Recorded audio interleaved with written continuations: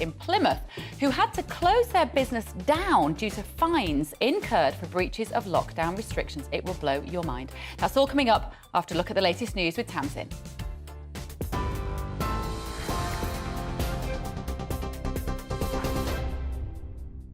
Bev, thank you. Good morning from the GB newsroom. It's 1 minute past 10. With some breaking news to start with. In the last hour, a major incident has been declared after a double-decker bus overturned in Somerset. Emergency services are currently at the scene on the A39 Quantock Road after a crash between a double-decker bus and a motorcyclist at around 6 o'clock this morning. Avon and Somerset police are urging people to only travel if essential due to the icy and freezing weather conditions. We will, of course, bring you more on this story as we get it.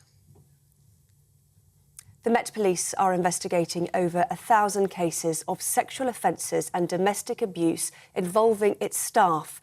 It comes as Serving Officer PC David Carrick pleaded guilty to 49 offences, including dozens of rapes and sexual offences over an 18-year period.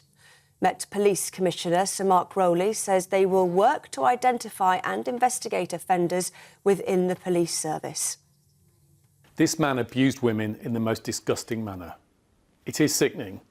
We've let women and girls down, and indeed we've let Londoners down. The women who suffered and survived this violence have been unimaginably brave and courageous in coming forward. And I do understand also that this will lead to some women across London questioning whether they can trust the Met to keep them safe. We have failed, and I'm sorry.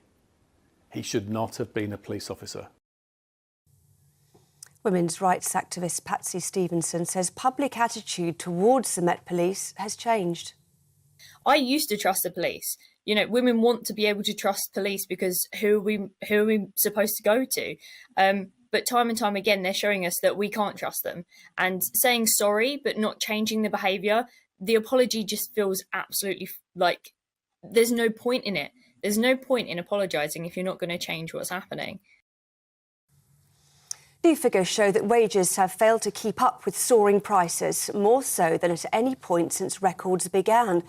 Average pay rose by 6.4% in the previous quarter, but when taking inflation into account, it means real-term pay dropped by 2.6%.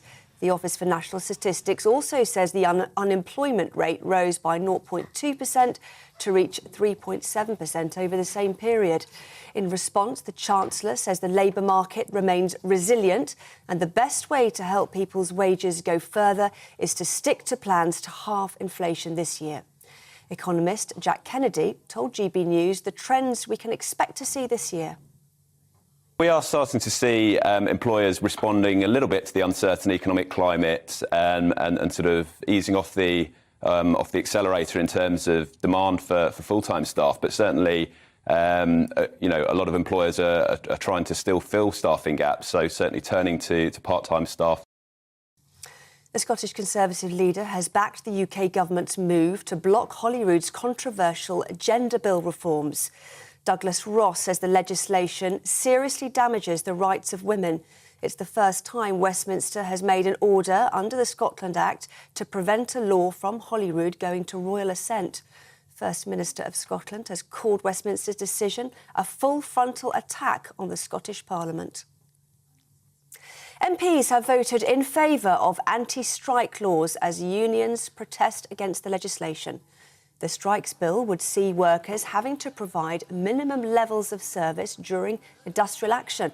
It means bosses would legally be able to sack employees who choose not to work on strike days.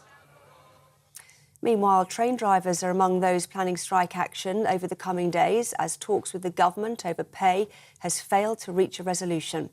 ASLEF announced its train drivers will strike on the 1st and 3rd of February after their union rejected a pay offer.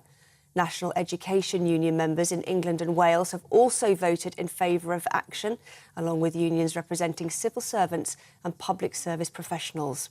Meanwhile, members from the Royal College of Nursing will walk out for 2 days this week, as well as 2 days next month. Education Secretary Gillian Keegan told GB News striking is not the answer. It is so disappointing because we worked very hard. We were one of the very few departments to actually get additional funding to make sure that we didn't have head teachers having to make those type of choices. And of course now we have still one union who is now putting our children's education and recovery after the pandemic at risk, and it's really, really disappointing. The Foreign Secretary is holding talks in Washington as he hopes to strengthen support for Ukraine. James Cleverly will meet with the US Secretary of State, Antony Blinken, before travelling for talks to Toronto with his Canadian counterpart. Mr Cleverly will ask allies to go further and faster in their support for Kyiv. He will also argue that providing Ukraine with the right equipment will help them secure victory. This is GB News. More from me in half an hour. Now, though, it's back to Bev.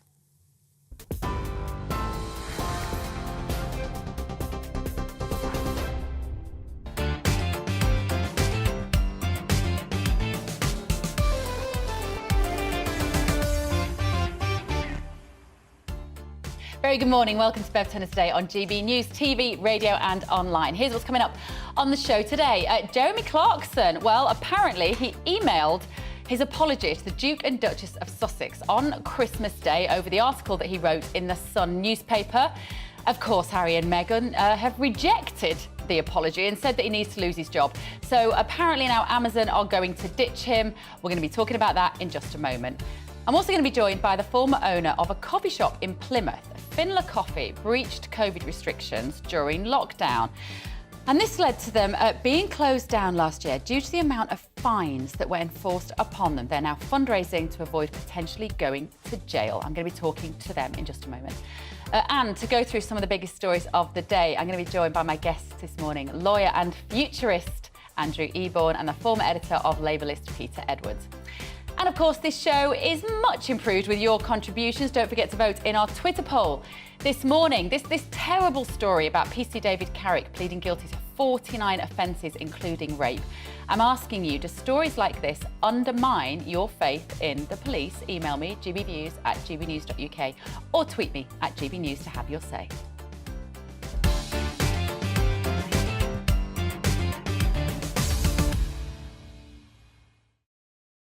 First, though, the Scottish Conservatives leader has backed the UK government's move to block Holyrood's controversial gender reforms bill. But the First Minister of Scotland has called Westminster's decision a full frontal attack on the Scottish Parliament. Let's cross live now to our Scotland reporter in Holyrood, Tony Maguire. Good morning, Tony. What's the latest with this back and forth between Scotland and Sturgeon and Westminster? Good morning, Bev.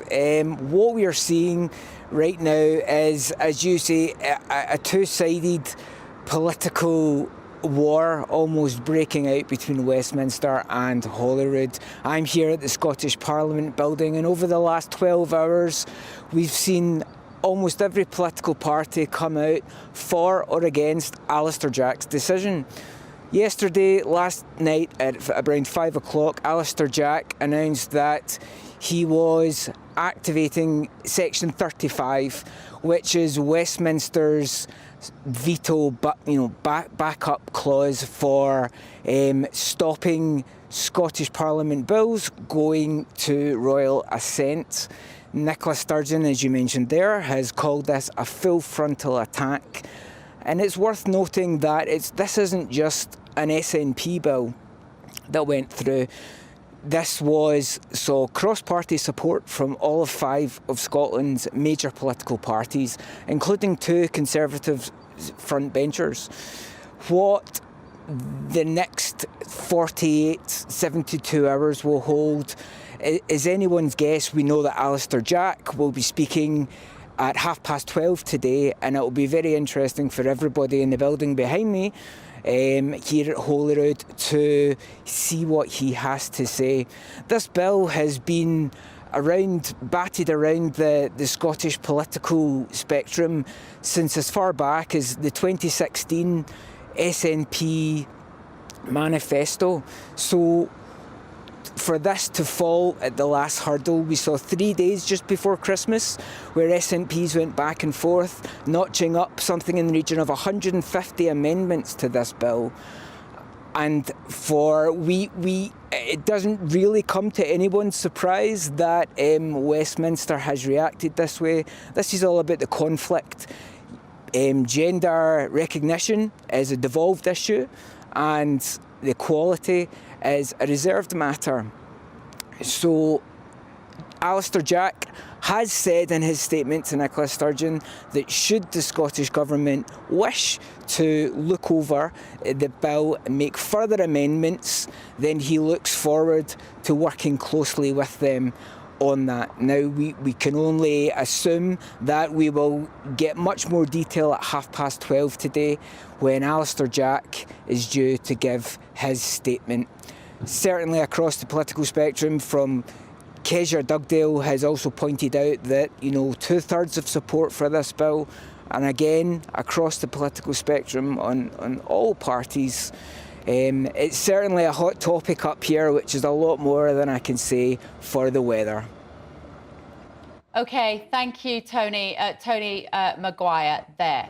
Now, moving on. Jeremy Clarkson has said that he emailed the Duke and Duchess of Sussex on Christmas Day to apologise over his column in the Sun newspaper. Now, the article became the most complained about feature after the 62-year-old said that he hated Meghan. Clarkson said that his language was disgraceful and he is profoundly sorry. However, a spokesperson for the couple have said that he didn't address his long-standing pattern of spreading hate rhetoric, dangerous conspiracy theories and misogyny. How dare they? And now Amazon Prime has reportedly cut ties with Jeremy Clarkson too. A historian and author of Elizabeth and Philip, Dr. Tessa Dunlop, joins me in the show. Good morning, Tessa. Morning. When I read this statement from, I call them the Markles, just automatically Harry and Meghan, right? And they go on to say, what remains to be addressed is his long-standing pattern of writing articles that spread hate rhetoric, dangerous conspiracy theories and misogyny. What has it got to do with them? How have they made themselves judge and jury in whether a journalist can write an article that they don't agree with? Well, because it deliberately targeted Meghan. I think there's something of a false equivalence going on between what's in Harry's book Spare and whether Jeremy Clarkson was right to be called out and deserves to lose one of his many platforms. I think the broader issue is, and I think where Meghan is a very useful prism to inform us about identity debates in the UK today, is would we have even noticed what he'd written in his article about a woman being paraded naked down a street, inciting violence, talking about his cellular hatred? Would we have noticed what he said if he hadn't pinned it on Meghan? And and that is, I think, is a valuable point on a day when 800 Met police officers are being investigated for sexual abuse and domestic violence. On a day, the day after, in fact, that the Metropolitan Police has been accused of institutionalised misogyny. We need to look at the coarsening of our public debate around women and gender, which, by the way, isn't protected by law. I agree with the fact that we have got a coarsening, actually, of, and I think particularly for teenagers and the porn online. But for me, that's not this. So what I love about Jeremy Clarkson's writing, and I could take him or leave him as a presenter before the Farm series, because I think the Farm series is amazing. It's one of the few programmes on TV that my children will watch with me of all ages. It's hilarious. He's a brilliant writer, and his writing style is... It is surreal, it is scatological, it is hyperbolic. That's his point. I mean, just to take some other lines from his article, he says, it seems that she has an arm so far up his bottom she can use her fingers to alter his facial expressions. He goes on to say, one day, I can tell you with absolute certainty what's coming next. Harold's Spare book will be released. Then she'll do one called I Think I May Be God. And then she'll exhausted the whole royal thing, so she'll be off. And it's a funny, ridiculous article that this one section's been taken from. In his equivocal apology, which wasn't really an apology, because he said to them on an email only addressed to the Duke of Sussex, given he's meant to be apologising about hatred towards women, specifically Meghan, you'd have thought he might have CC'd her into the mail. And by the way, sending somebody an apology on Christmas Day, I thought that was talk about a gift in the form of a turd in some respects. But that's the kind of joke he'd like. He would. Now, I'm not questioning his ability to entertain, but he said in this equivocal apology, in the same breath as saying, you baffle me, i.e. I don't approve of the mission you're on against the royal family, but hey, here's my apology anyway. I mean, that's a bit like me saying, Bev, look, love, I don't like your face, but I'm sorry I punched it. So it didn't really wash as an apology. But beyond that, he also admitted that it's going to be really hard to be interesting and vigilant going forward in my articles. So do we want to encourage that? But do we want to encourage effectively what he's admitting to be misinformation? Because if you're vigilant, you're careful and therefore you're accurate. And I worry that we give these men, and they are generally men, giant platforms. But if you look at some of the writers, if you look at, say, Caitlin Moran, if you look at some of the really good female columnists, Janice Turner even, you know, there are often funny, insightful, punchy, satirical pieces that are wonderful to read. And I hate the idea that he's going to be castrated in his writing. Let's not castrate Jeremy Clarkson, Tessa. Bev, let me give you a really good piece of news from your point of view. He ain't lost his Murdoch platform. And, you know, all the Grand Tour is going to be rescinded. Not till 2024. Yeah. Surely by then he can be pensioned off. Well, let's go down. And he's also got a platform on ITV. The guy ain't short of platforms, but I think to suggest that we must immediately accept the equivocal apology when this is a man who's sinned before. Remember Sandwich-gate? Yes, but then that's okay. Like, people do stupid things, but it doesn't mean... I can't bear the cancel culture. I can't bear the fact that Meghan and Harry feel they have a right to try to undermine the way that he has written. He has earned a living for years, decades, as a really funny writer. But they're speaking to their audience, and he's speaking to his, and his tend to be your age and my age or older. They tend to be white. They tend to be British. They're talking to a very different audience. And he says that in his article, doesn't he? He says about the fact that everybody his age can't bear. He says, I hate Meghan, not like I hate Nicola Sturgeon or Rosa West. I hate her on a cellular level. And he's deliberately chosen people, it does have an intake of breath, but that is where the comedy lies, right? But I didn't find that funny because it was so sexist. Well, and I also thought the way that he posited, this was so careless, I didn't get somebody to check my article. You are 62, mate. You admit yourself that you've written 5,000 articles. I mean, I'm not having a filter behind me checking what I'm saying to you right now, Bev. But actually, he'd put in loads of thought because he made sure that it was that her gender he attacked, not her race. He sided her alongside other white women, please note. Don't you think? I don't think that's necessarily relevant. Thought through. His article was thought through and his apology doesn't stack up. His apology says I wrote it quickly and that was why I wrote it in haste. I didn't think about it. What's remarkable is that it got through the Sun editor without them clarifying that scene in which he talks about her walking down the street is a direct parody of Game of Thrones. And not the reader wouldn't know that. I haven't seen Game of Thrones. I didn't know that. All it would have taken was, like a character in Game of Thrones, I would like to see her. But, Bev, I would suggest the fact it got past the Sun editor suggests that we've normalised these kind of descriptions of women. You know, the Law Commission looked into the inciting hatred laws and suggested that we might also put gender in there because of the level of threat now, this incel, misogynistic behaviour. And at the same time as we're hearing Andrew Tate is a huge influencer for young men. I also agree that we need to fill the vacuum for young men. Yeah. They feel emasculated, they're a bit lost. And we don't want Jeremy Clarkson at one end of the generation game and Andrew Tate at the other. Let's find cleverer ways to come together and laugh. OK, Dr. Tessa Dunlop, thank you so much. Just bear in mind as well, I think, this series goes out, it's got 8 episodes from February the 10th. They're done, they're going out, great. My children would be delighted, so am I. Series 3 has already been filming for 3 months and that will go out in summer 24. So in a way, he hasn't been cancelled by Amazon in the way that the press would like us to think. But we're all talking about the programme. Now, don't forget to vote in the Twitter poll this morning. We're asking you, with PC David Carrick pleading guilty to 49 offences, including rape, do stories like this undermine your faith in the police? Around 75% of you say that it does. Cast your vote now. It's difficult, isn't it? Because, of course, one bad apple, etc. Most police are doing a brilliant job. But let me know what you think. Vote in the Twitter poll. Send me an email as well, gbviews@gbnews.uk, or tweet me at gbnews. Now, after the break, back to Jeremy Clarkson. Was he right to apologise to Duke and Duchess of Sussex on Christmas Day? Former Labour list editor Peter Edwards and futurist Andrew Eborn will give their thoughts on what we've just been discussing and lots more too. Time for a quick break.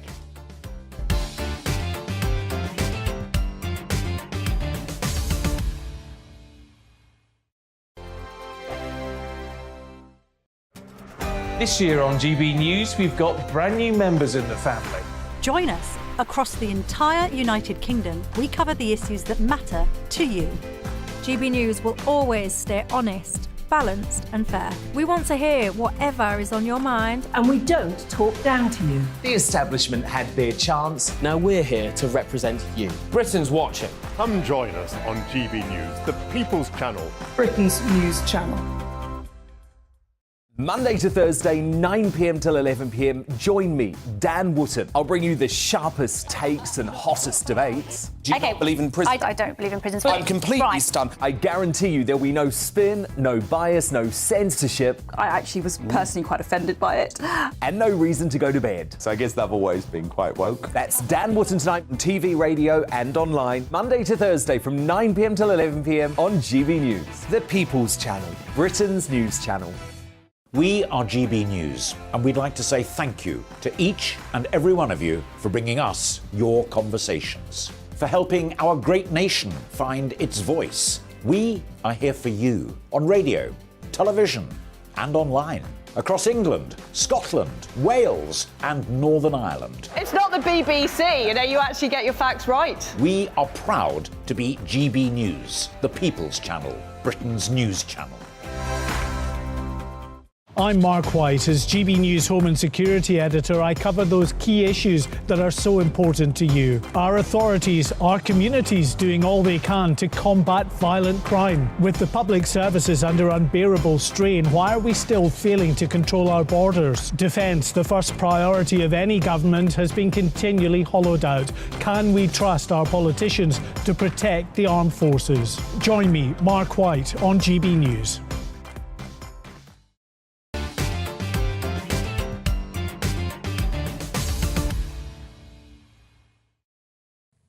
Very good morning. Welcome back to Bev Turner today on GB News, TV and DAB Radio. Let me introduce you to my guests this morning. I'm joined by lawyer and broadcaster Andrew Eborn and former editor of Labelist Peter Edwards. Thank you very much for joining me. Now, Peter, I gave you a bit of homework then in the break, didn't I? I said, read that article, because there is the original Jeremy Clarkson article. You see, it got pulled off the website. It got pulled off the Sun website, which is very cowardly of them. Surely they could have just done a slight amendment. Well, actually, to be fair, and this is what the article says, you had to dig a bit deeper into it. They're saying it was at... Keep reading, Peter. You keep reading. They said it was at Jeremy's request, is what they said. Yeah. So, and I'm always a bit sceptical about apologies. When most people, when they say they're sorry they've been found out, or they're sorry that people took offence and so on and so forth. What Jeremy says, and you mentioned it earlier in your great conversation, I say, I knew what had happened straight away. I've been thinking of a scene of Game of Thrones. Yes. That's what he said. So I'm not sorry that I said it, because he writes in that particular way. Completely. He's only sorry that he didn't clarify it was from Game of Thrones. Yes. And nobody in their right mind thought that he wanted her to be paraded through the streets. That's just his writing style. Why do you think it was the most complained about article, though, in the Sun's history? I think because it's Jeremy Clarkson and it's a Sun, and because of the people who's insulting, and because it was very unpleasant. And I do believe that there is something good about when someone apologises, accepting that if it's a genuine apology. But the point I'd make about Jeremy Clarkson is that he's written a lot of rude articles about a lot of people for many years and made money from that. And they're hilarious. But is just being... Isn't that OK? We don't want to live in a sanitised world, do we, Peter, where no one can make a joke? That's boring. I don't think we're in danger of living in a sanitised world. The number of discussions we have on programmes like this about free speech shows that free speech is alive and kicking, because we're having arguments about whether free speech is alive and kicking. So it is alive and kicking. Other channels aren't, though. But I would say Jeremy Clarkson has made money out of vigorous journalism, but he's made money out of insults. Yeah. And what's good about that? I often point out, it's P.T. Barnum, isn't it, who said that basically if you want to draw a crowd, you start a fight. And boy, has there been a fight. He's got, 7.9 million followers on his Twitter account. He says, I'm a still small voice of calm and reason, is what he says. But he hasn't posted on Twitter since his apology on the 19th of December. 2022, which is really strange for Jeremy. But it's also very clever from Jeremy Clarkson, because he is the king of self-promotion and self-publication. That is one of the reasons why he's been so successful. And this series, Clarkson's Farm, I don't know if you've seen it. You wouldn't like it, Peter. It's very funny. What a great line. You wouldn't like it. It's very funny. It's hilarious. It is. And it is good old-fashioned family entertainment. It draws attention to the plight of farmers. It draws attention to ridiculous bureaucracy and red tape around the things that we can and can't do in our little provincial country villages. He's doing a lot of good. I used to think he was a wally. I don't mind admitting this. I used to work in motorsport. I kind of had the measure of him. I thought, I know men like you. And then I saw him on Clarkson's farm where he's a fish out of water. Brilliant. Where everybody thinks he's an idiot and they tell him he's an idiot and he takes it and it's very self-deprecating. Will you watch it for me? I'll happily give it a try. Yeah, he's popular, but he's had several different careers, hasn't he? He's had one as a controversialist. He's had one doing Top Gear going back 30 years ago. But remember, the reason he was sacked from that was for punching a producer. And now the farm as well. So he's had several different incarnations. But, I mean, it just comes across as boorish to me, a lot of it. I'll have my article back then. I won't leave it with you. I'll read it as my bedtime read. I read Jeremy Clarkson's column books in bed at night. There you go. I know. He reads yours as well, I understand. I very much doubt it. One of them was about childbirth. I don't think that's on his radar.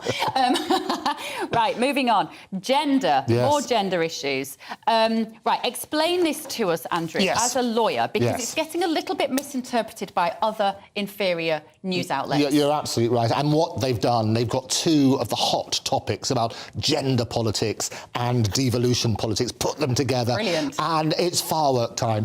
What it basically is, it's all to do with the Scotland Act and what powers have been devolved to the Scottish Parliament. And technically, they can decide certain things by themselves. But there is this nuclear option, if you like, which is called Section 35 of the Scotland Act. And what that does, it permits the Secretary of State to make an order precluding the presiding officer from the bill going to royal assent. Now, that is what has happened in this case. If it's likely to basically take away something from the general powers. They're talking about the Equality Act. And that's what's happened here.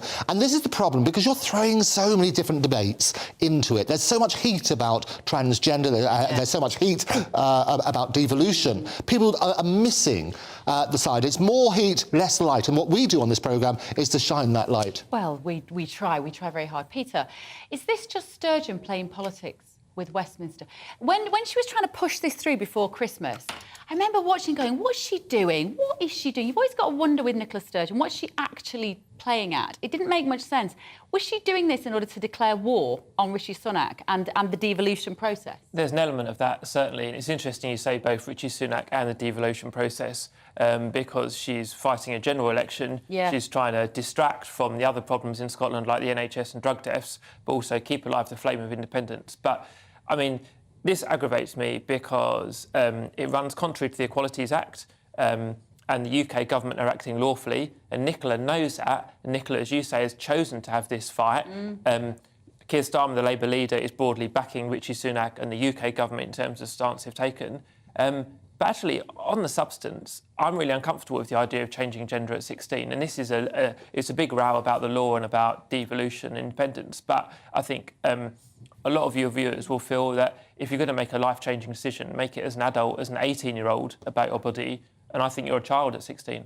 So, in other words, her desire to play politics with this topic can potentially harm young people changing their gender. I mean, it makes us that makes us sound incredibly callous. Yeah, I wouldn't use the word callous, but clearly there'll be a potential and permanent life-changing impact on teenagers in Scotland, and I think that makes a lot of people on the left and right and not aligned uncomfortable. What do you think is going to happen legally, Andrew? Well, I can tell you what's going to happen. First of all, we need to clarify everything in the media, which I think is so important. I mean, Rishi was talking about respect, support and understanding for those in the trans community. It's not trying to take away from that. And this is what happens, is because they're such emotive subjects, you need to look at why. And the whole reason about this Section 35 order is to turn around and say, well, is it going to have an impact on the whole of the UK's law about the equality? And it's the whole thing about gender versus sex, and making sure that everybody needs to be protected in this discussion. And that's what happens. I think by throwing in the grenade, if you like, about such emotive topics, it is tricky. But Nicola lost, as we predicted, in the Supreme Court, when she tried to get Indy Ref 2 going, because that was against the whole sort of principle. And I think she'll probably lose on this one as well, and it's not to basically diminish the argument and support support which everyone wants to give to the trans community. It really is trying to say, look, this is what happens. Nicola's doing this for political purposes. It's wrong to do so. It's unfair on the trans community. It's unfair on those who want a democratic process. These safeguards were put in place to prevent this. OK, right, thanks, guys. Great start. Now, after the break, the former owners of Finla Coffee, a little coffee shop down in the south of England, they're going to join me on the show. They had to close this family business because they incurred £40,000 worth of fines and court costs after repeatedly breaching ridiculous COVID restrictions. In my opinion, they're now fundraising to raise money to pay off the fines. Do you have sympathy for them, or do you think they should have followed the rules? That's all after your morning's news with Tamsin.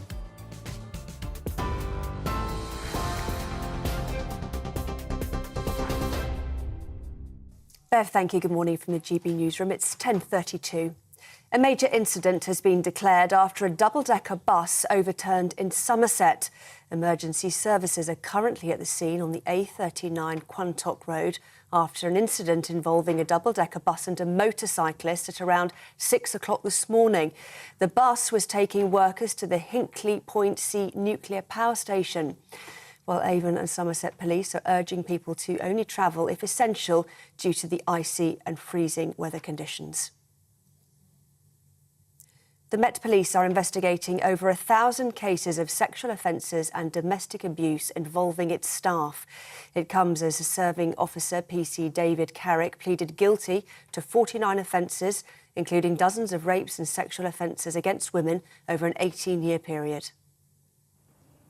New figures show that wages have failed to keep up with soaring prices, more so than at any point since records began. Average pay rose by 6.4% in the previous quarter, but when taking inflation into account, it means real-term pay dropped by 2.6%. The Office for National Statistics also says the unemployment rate rose by 0.2% to reach 3.7% over the same period.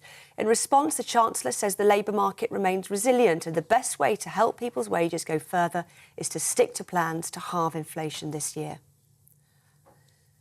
ASLEF says its train drivers will strike in February after union bosses rejected a pay offer from rail companies. Drivers will strike on the 1st and 3rd of next month. The first day of action will coincide with a walkout by 100,000 civil servants in their dispute over pay and jobs.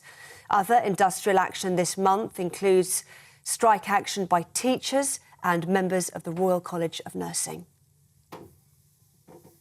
TV, online and DAB+ radio, this is GB News.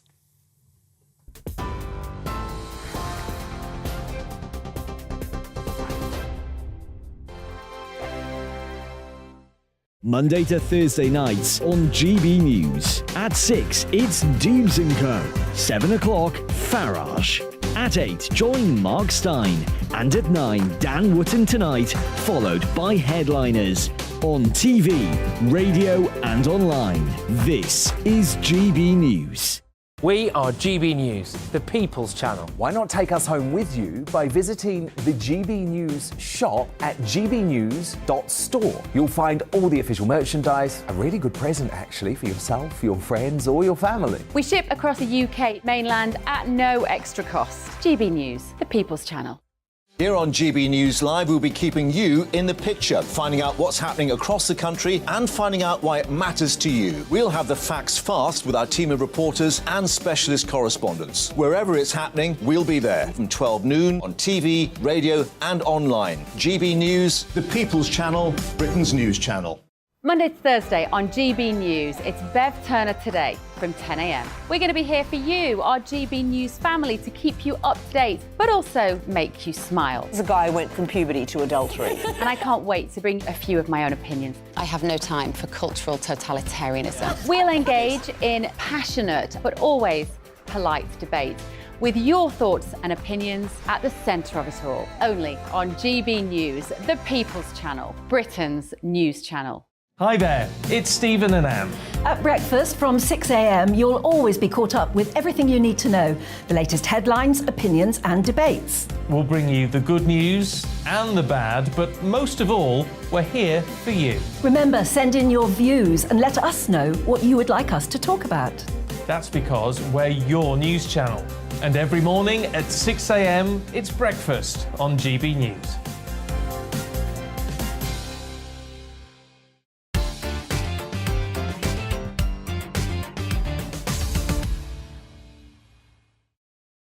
Welcome back to Bev Turner today. You've all been getting in touch, brilliant messages today about the Clarkson story. Neil has said, I don't believe that Jeremy Clarkson should have apologised to the Sussexes. He only narrated how millions of us feel. The fact that they refused to accept his apology just undermines how hypocritical and small-minded this pair of wannabes really are. Clarkson absolutely called them out and was, in my opinion, and that of millions more, correct. And Mel has said King Charles and everyone else should take note of the Sussexes' reaction to Clarkson's both private and public apology. This couple do not want apologies. They want to destroy anyone who criticises them and send that message out to all. Cross us at your peril. These people are bullies and there will be no compromise with bullies. I, for one, will boycott Amazon. Mel, very wise. Now, 10:37.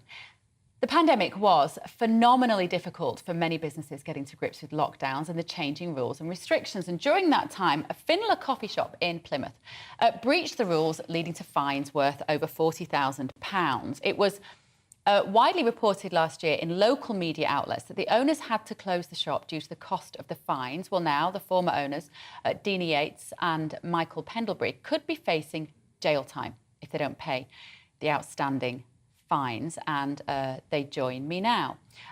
Good morning, Michael and Dina. Good morning. Good morning. Thank you so much for joining me. This is a story that I've wanted to do for weeks, and I'm so glad you've agreed to come on. Tell me the chronology. What happened? What was the business you were running, and when was the first time you encountered some trouble? Well, it was before the second lockdown when the masks were enforced for being able to move between tables, and once you can sit down, you can take them off. Basically, we put a poster up to say that we wouldn't, question anybody that didn't wear a mask, because we looked into the laws around it, and we didn't want to discriminate anybody or encounter any sort of conflict with anybody. And it became apparent that the local papers got hold of that. And blew it completely out of proportion and said that I was refusing to wear it myself, and I was refusing to implement it on anybody else, and I wouldn't police it. And then we had the council workers and the police arrive at our shop the following day based on that story. So the local press kind of whipped it up a bit, and didn't you have some anonymous complaints as well from people who weren't brave enough to come into your shop but went behind your back to tell the local authorities? Yeah, we had several people sort of go to the local authorities to speak out about it. I even had people ring up the shop impersonating to be a police officer. We had hate mail through the post. But when the police turned up and we had several visits from the council, we were doing everything correct. There was nothing that we were doing was incorrect, and they couldn't get us on anything. And in fact, quite a lot of the stuff, the laws around the whole discrimination about mask wearing, they didn't know themselves. So, and all the big shops now are doing exactly what I was doing right from the beginning, but they made out that I was doing everything incorrect. But even though the police had been, they in the papers the next day, they just made out that we were basically being spoke to by the police and the council workers, and made out that we were being told off. So when did the fines start coming in, and what kind of amount have they got to now? So the second lockdown, when that sort of, we were then back and forth with the council. We were basically continuously asking for different evidence based on around masks about the lockdowns, and we weren't really getting any true answers. The first lockdown, everyone kind of towed the line. We don't know what was out there, but become the second lockdown, we kind of knew that something wasn't right. We had to go to takeaway for the second lockdown. We weren't allowed to let anyone sit down at tables and chairs. Everything was 2 meters apart, but we allowed people to sit down still. We had a lot of elderly and vulnerable people that were basically breaking down in tears, and we could see it first-hand experience what the lockdowns were doing to people. And so we allowed people to sit down. So on the first day of the lockdown, we had 2 council workers and a police officer turn up at our shop. The police weren't there to do anything, they were there just to keep the peace. So we got a warning for that day. The second day they turned up again, and then that's when we got fines on the second day. And then on the third day they actually turned up for about 15 police officers, and that's when then the police actually stood in. We even said to the police, if we were breaking the law, why aren't you arresting us? And they wouldn't answer anything, wouldn't answer any of our questions. And they didn't do nothing. All they did was the council then fined us again. So we were then back and forth with the fines. We didn't pay them. We ended up going to court to fight these fines. There was so much wrongdoing with fighting in court, with the paperwork. Nothing seemed right at all. So there'll be some people, there'll be people watching this, and we have to give this some balance, who will say, well, you know, these were infection minimising measures that we had to take. There must have been science behind these decisions. They were there to protect people. What would you say now with the benefit of hindsight? I mean, I understand how people were upset, and especially other businesses, and we weren't doing it for ourselves. Though, you know, as to a certain degree, we had built this business up for 6 years. We can see that it was destroying small businesses. So it wasn't just about us; it was about other small businesses as well. Although they couldn't see that. But there was no. We were asking for the evidence to why could we not have outdoor seating, for instance, and let people sit outside where we can clean in between people sitting down, but yet the benches up the road, they were allowed to go and get a coffee from us and then go and sit on these benches? It didn't make sense. There was no common sense in what they were doing at all. Not at all. Michael, let me read you this. Plymouth City Council say that they've worked with over 3,500 businesses issuing guidance, advice and visiting. Of all of those, only 13 fixed penalty notices were issued for breach of regulations and they were paid. This is not the case in this instance. Taking court action, they say, is the last thing they wanted to do, but consistent and very public breaches, while all other establishments were at pains to do the right thing, just could not be ignored. How would you respond to that? Well, I can say that when we were in court, it was made out that I was very aggressive. I placed my hand on council workers. I assaulted them. I moved them out of the premises. I filmed everything on my phone for 3 days. I didn't move from the position that I started in until they left. I never once was aggressive. I have video evidence of this. What they said was lies. Because I didn't provide that evidence in court, they won. They clearly had an agenda. It was set to close us down. We stood up against them. We embarrassed them, and they made an example out of us. And I do believe that they're going to do it again if we do stand up and try to fight this. So we're taking some risks here, but yeah, I'm ready for it again. I really am, because what they've done is wrong. So some people would say, well, you were breaking the rules. The rules were there, even if the rules don't make any sense. You have to break them. Can you tell my heart's not in it as I'm saying this, guys? But there will be people who will say that. Well, we didn't open the doors and drag people in. We didn't say you have to come in. You know, you don't have to wear a mask. You do have to wear a mask. Nothing changed.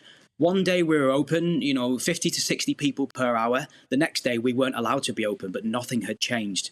So, statistics and things were rising, yeah.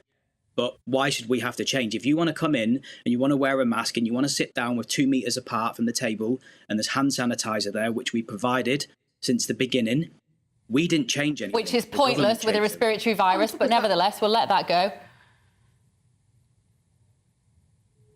I just wanted to add as well, though, at the same time as us breaking the rules, the people that were the very people that were telling us these rules and what we had to do were breaking the rules themselves. Yeah. They, and what did they get? They get a £50 fine. Matt Hancock was on TV basically saying he didn't get no fine because it was just guidelines. Well, you've set up a crowdfunder, haven't you, asking for support? You've raised £20,000 so far from generous, right-minded people. How much more do you need? That's actually it. We've now smashed. So basically, because we've closed Finla, our personal fines, what we were left with, that's covered our personal fines. We were due back in court in March, and they would basically every time we were going back to look at our finances, they were threatening, if you don't hurry up and get this paid, you will be serving 3 months in jail. Right. Okay. So we were really concerned, but we've smashed the target, which is amazing, and we can't thank everyone enough. Thank you. Well done. I think it's, the lack of common sense in all of this, the lack of science even, more than common sense, is what resounds with me. And I wish you all the very best. If I'm ever in Plymouth, I will be finding you. I hope you get another coffee shop. I will be there for a latte. Right, thank you so much, guys. A Plymouth City Council spokesman said, our approach was always to engage, to explain, educate, and then only as a last resort to enforce. The COVID-19 regulations were brought in by the government as part of a massive countrywide effort to reduce the spread of the virus. Across the period, the vast majority of businesses were exceptionally diligent and worked with us and the public to do all they can to follow the guidance. Now, an inquest begins today into the mass shooting in Plymouth that claimed 6 lives in August 2021. 5 people were shot dead as they went about their daily lives. Do you remember that? I do. After the 12-minute attack, the gunman then turned his weapon on himself. 17 months on, the devastated community is hoping that an inquest will finally answer their questions. How did this happen and how can we prevent it happening again? Our South of England reporter, Jeff Moody, is at the inquest and sent us this report. Time has passed, but questions remain. Today is the first step to finding answers to those questions, namely how Kiam came to be as synonymous with tragedy as Hungerford and Dunblane. On the 12th of August 2021, 22-year-old Jake Davison opened fire at a house on Biddick Drive, killing his mother Maxine. He then went onto the street and shot dead Lee Martin and his 3-year-old daughter Sophie. Next, he injured a 53-year-old woman and her 33-year-old son in a house on the same street, before shooting and killing a 59-year-old man in a nearby park.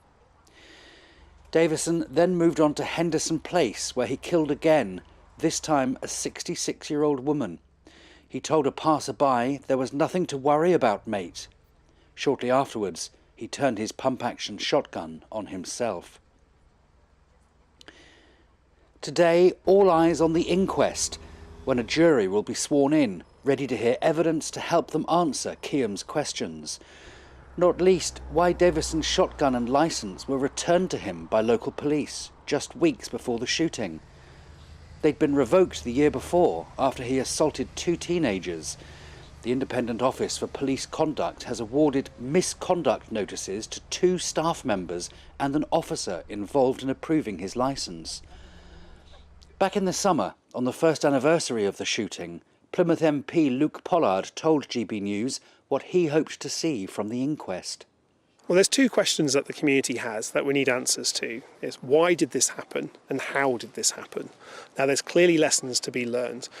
The gun laws in Britain are broken. There's many people in the community, myself included, who want to see changes in that, a case that I've made in the House of Commons on behalf of this community.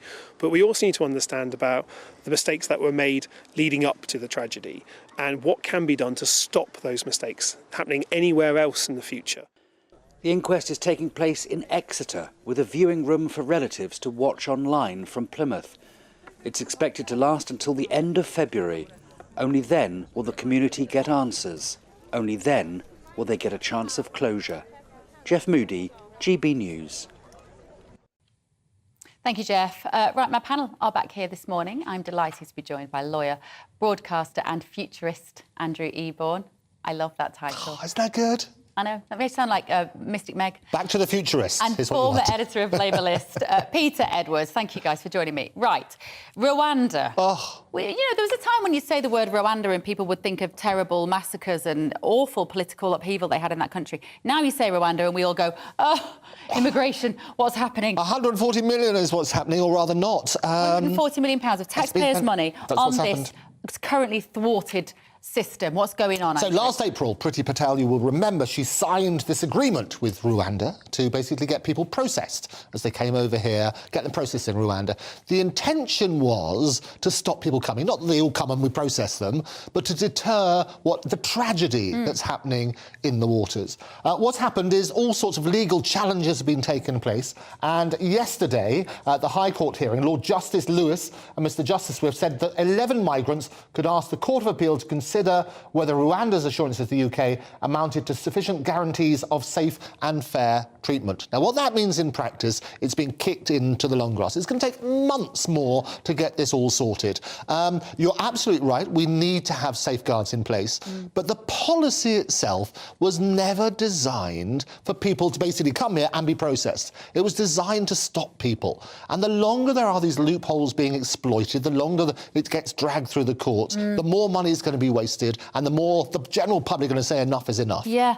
What do you think, Peter Edwards? Because well, go on, just talk at me. What do you think? I have no more complicated question than that. I'll have a sip of my brew. Carry on. Well, I think Andrew hinted at the kind of tensions here, because you have a legal process about something that, upsets us all with any political stripe, which is these life-threatening journeys taken across the Channel. But then I'm afraid you also have pure party politics at play. This is a Boris Johnson policy backed up by Priti Patel, so that's 2 prime ministers ago. Anyone who wanted to succeed Boris Johnson had to utter the words to Conservative members, yes, I'll keep the Rwanda policy. And Rishi Sunak was Chancellor and he wasn't tied to this at all, and he seemed to make no public utterances at all on Rwanda, uttered those words, I'll keep the Rwanda policy, and that allowed him to be elected. And we already know, obviously, that Tory members have very mixed feelings about Rishi Sunak, but even though he was a Brexiteer and he uttered the Rwanda words, but this was, yes, I'd say it was a cat-handed attempt to deal with migrant boats, but it was also a pure party political plea to people on the right, and particularly to the inner Conservative Party, to the members who support the Conservative Prime Minister. And it's no surprise that it's kind of run into the dust legally. I think the best thing that can happen now is that there's a fairly quick legal process, so we get clarity. Yeah. I wonder how that will look for Rishi Sunak, depending on which way it goes, really. I mean, he could probably turn around and go, well, it wasn't really my gig anyway. That was Priti Patel, that was Boris's thing. Sorry, guys, I tried. He'll wiggle out of it maybe. Well, I think, briefly, if I may, I think the opposite, because I think if it gets through the courts, then the government will claim the credit for it. And if it doesn't get through the courts, we could be in another judiciary against the people type row where the Tory government is saying, out of touch, stale male judges are frustrating the will of the people. I don't think that's true at all. I think judges are completely independent, but I think they'll try and convert it into a political gain if they end up being humiliated. You're absolutely right. Stale male judges are totally unfair. You're absolutely right. They're merely interpreting as their job what the law says. OK, right. And on this issue as well about migrants, this is in the Mail today, fines for lorry drivers who inadvertently drive along with a stowaway. At the moment, you get fined £2,000 if you're found to have an illegal immigrant on your vehicle, and that's going to be raised to £10,000. This doesn't feel fair, Andrew Eborn. If you're just driving your lorry and eating your pasty, and then suddenly there's a bloke in the back, you can't get fined 10 grand for that, can you? Well, you'd probably find a bit more if you're eating your pasty. I mean, I'm just stereotyping truck drivers. You do your crossword and do everything else. All sorts of offences being committed. I'm stereotyping truck drivers. I love it. Apologies to any truck drivers that are just offended with the idea that you eat a pasty. Carry on. So what Robert Jenrick, what he was basically saying, this is the crackdown on illegal immigration. Yeah. The fine has been £2,000, maximum £2,000 for, I think, since 2002. I put this in perspective, there were 3,145 incidents where clandestine entrants were found hidden in vehicles in 2020 to 21, and that rose to 3,838 in 21 to 22. What they're saying is that if people are negligent in terms of allowing these people on, it's not people putting them there and deliberately hiding them. It's not deliberate, it's if it's accidental. Negligent. Well, negligence is a bit more than accidental. You've got to take steps to secure your vehicle, is what they're saying. And if you don't take steps to secure your vehicle and make sure your vehicle's roadworthy and all the other bits and pieces, then you can suffer a fine up to £10,000. Peter, we've only got a few seconds, but does it seem fair to increase this fine and put the onus on the driver rather than the immigrant? Yes or no? I think it's tackling the symptom rather than the cause, which has got people risking their lives, potentially dying in the backs of trucks. Why don't we have stronger controls in French ports? OK, perfect. Right. That's the end of our first hour. Coming up, wages have grown at the fastest rate in more than 20 years, really? And also, but there's always a but, they're failing to keep up with raising prices. We're going to be back with all of that after a short break. Hello, I'm Aidan McGivern from the Met Office. It stays cold today with heavy snow for some, especially northern Scotland, but bright spells for many. In many places there will be no snow. However, there has been some across Cornwall overnight. That's moving away, associated with this low. The next area of low pressure pushing some heavy sleet and snow into Shetland, then Orkney, and then by the evening, northern Scotland, along with an increasing wind, so strong to gale force winds for the Northern Isles as we enter the afternoon with that heavy sleet and snow for Shetland, Orkney and into the north of the mainland of Scotland. Frequent showers into western Scotland, Northern Ireland, northwest England and North Wales. These showers also of hail, sleet and snow, but in between the showers some sunshine and certainly plenty of sunshine through the Midlands and eastern England as well as the south. 2 to 4 Celsius though, feeling cold and increasingly windy there for northern Scotland with the risk for the north of the mainland of gales, drifting snow and blizzards. So really treacherous for northern Aberdeenshire into Caithness and Sutherland through the evening. That snow then pushes into eastern Scotland, northeast England. Along with the strong wind. Elsewhere, a breezy night, so it's not going to be quite as cold, but still a widespread frost as we start off Wednesday, and some icy patches around western shores. And then as we go through the day, plenty of showers pushing into the north, the northeast, as well as western areas. Again, sleet, hail, snow, wintry mix for many, but in between some sunshine. And for the Midlands, eastern parts of England, it's largely sunny. Temperatures a degree or so up, so 5 to 6 in the south, 2 to 4 further north. There will be further snow coming through, though, for northern Scotland. That snow really accumulating over the hills especially, but also at lower levels. And then into Wednesday night, there'll be further showers into the north and increasingly eastern areas. So Thursday sees predominantly the showers affecting eastern parts of the UK. Brighter skies elsewhere, slowly turning milder on Friday and Saturday.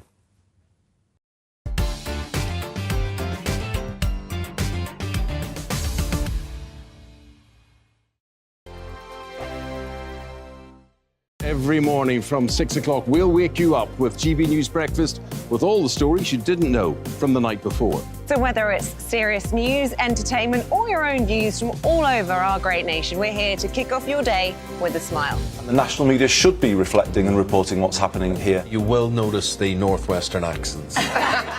Whether you're with us on TV, radio, or online, every morning, it's breakfast from 6 a.m. Hope you can join us. We are GB News, right across the nation. You can get us on television, on radio, on digital. We're absolutely everywhere. Amazing! You see, amazing! You remind me of me in the European Parliament. But here's the most important bit. We are not part of the mainstream establishment. We think and speak just like you do. We are the People's Channel. Magnificent. That's really, really thoughtful. Come and join us on GB News, the People's News Channel. My name's Tom Harwood and join me 9:30 a.m. every weekday for The Briefing, your one-stop shop for everything you need to know about what's going on in politics today. I wonder if this is a deal that might need to be like the biscuits in this factory, twice baked. Is there not an opportunity here to win out against the extremes? Tom Harwood, GB News. What are you going to do about it? Things should have been done differently, and they certainly are being done differently. Don't miss it. The Briefing with me, Tom Harwood, 9:30 Monday to Friday on GB News. Join me, Nana Akue, Saturday and Sunday afternoons on GB News. Expect fiery debate and passionate discussion as me and my panel tackle some of the biggest topics hitting the headlines. It's a place for everyone's opinion. No one gets cancelled, but no one gets an easy ride. Oh, she's on it today! Be ready for conversations that are fierce, frank, and of course, fun. Every Saturday and Sunday afternoon from 4 p.m. on GB News, the People's Channel.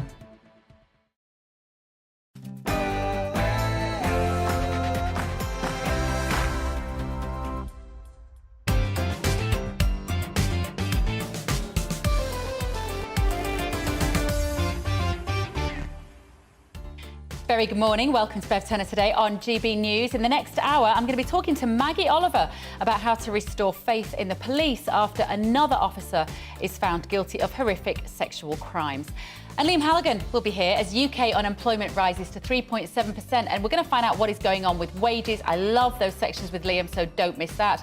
I'm also going to be crossing to Jeff Moody. He's at the scene of this major incident which has been declared this morning after a double-decker bus overturned in a crash with a motorcycle. That's in Somerset. All of that after your latest news with Tamsin.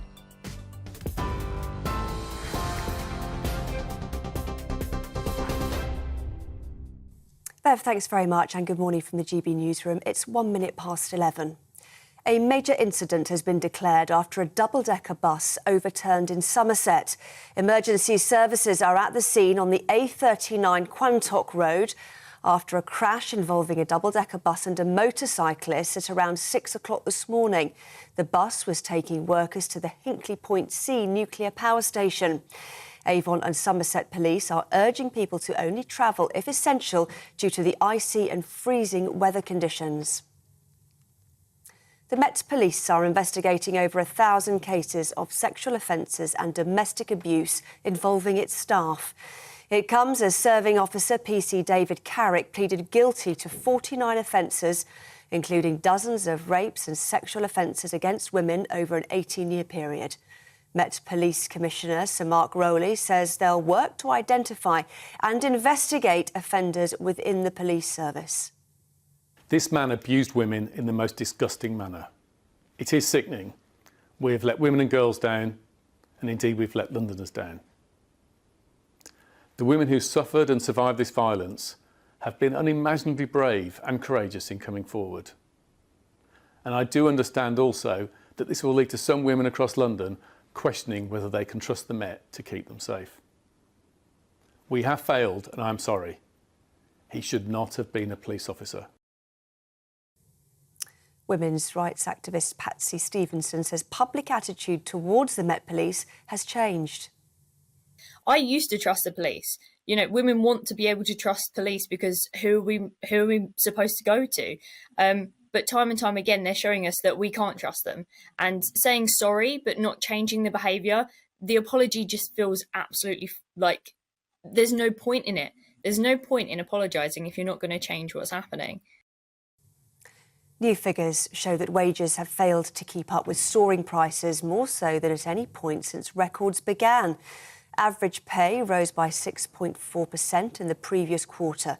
But when taking inflation into account, it means real-term pay dropped by 2.6%. The Office for National Statistics also says the unemployment rate rose by 0.2% to reach 3.7% over the same period. In response, the Chancellor says the labour market remains resilient and the best way to help people's wages go further is to stick to plans to halve inflation this year. Economist Jack Kennedy told GB News the trends we can expect to see this year. We are starting to see employers responding a little bit to the uncertain economic climate and sort of easing off the accelerator in terms of demand for full-time staff. But certainly, you know, a lot of employers are trying to still fill staffing gaps. So certainly turning to part-time staff. The Scottish Conservative leader has backed the UK government's move to block Holyrood's controversial gender bill reforms. Douglas Ross says the legislation seriously damages the rights of women. It's the first time Westminster has made an order under the Scotland Act to prevent a law from Holyrood going to royal assent. First Minister of Scotland has called Westminster's decision a full frontal attack on the Scottish Parliament. MPs have voted in favour of anti-strike laws as unions have protested against the legislation. The strikes bill would see workers having to provide minimum levels of service during industrial action. It means bosses would legally be able to sack employees who choose not to work on strike days. ASLEF, meanwhile, says its train drivers will strike next month after their union rejected a pay offer. They'll strike on the 1st and 3rd of February, which will coincide with a walkout by 100,000 civil servants in their dispute over pay and jobs. Other upcoming industrial action includes a strike by the Royal College of Nursing And teachers. 90% of National Education Union members in England and Wales have voted in favour of action.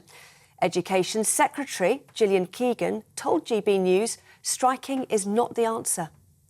It is so disappointing because we worked very hard. We were one of the very few departments to actually get additional funding to make sure that we didn't have head teachers having to make those type of choices. And of course now we have still one union who is now putting our children's education and recovery after the pandemic at risk, and it's really, really disappointing.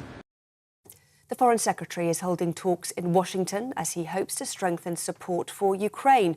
James Cleverly will meet with the US Secretary of State Antony Blinken before travelling for talks to Toronto with his Canadian counterpart. Mr Cleverly will ask allies to go further and faster in their support for Kyiv.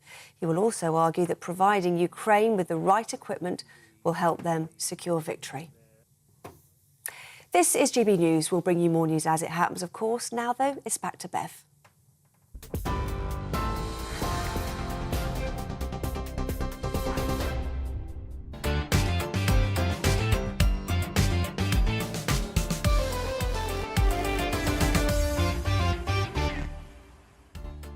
Very good morning. Welcome back to Bev Turner today on GB News. Remember, if you're watching us at home and then you get in the car, put on DAB radio and you can hear all the show and everything else we got today on there.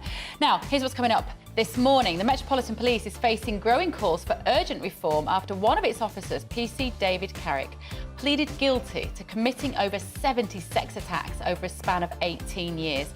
The Met Commissioner has apologised to victims and promised action as it investigates 1,000 sexual and domestic abuse claims involving about 800 of its officers. And as thousands of workers in both the private and public sector strike over pay, the ONS has released its latest figures, which show 467,000 working days were lost because of labour disputes in November 2022. Our very own economics and business editor, Liam Halligan, will help crunch the numbers. And of course, this show is nothing without you and your views. Don't forget to vote in the poll on Twitter. We're asking you, with PC David Carrick pleading guilty to 49 offences, including rape, do stories like this undermine your faith in the police? Email me, gbviews@gbnews.uk, or tweet me at gbnews to have your say.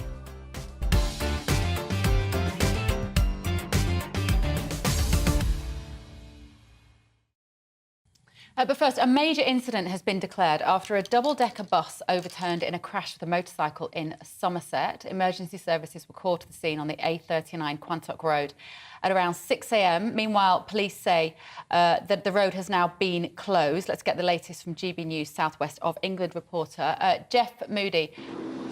Good morning, Jeff. What else do we know? Well, the incident took place at around 6 o'clock this morning when a double-decker bus carrying workers who were on their way to the Hinkley Point C power station overturned in icy conditions. We believe that a motorcycle was also involved in the crash. Well, police and the air ambulance attended the scene shortly afterwards, and people have been airlifted to hospital. It's thought at this stage that nobody's injuries are too serious. Hinkley Point have released a statement this morning. They've said that they can't comment on how many workers were involved at this stage or whether they have been injured.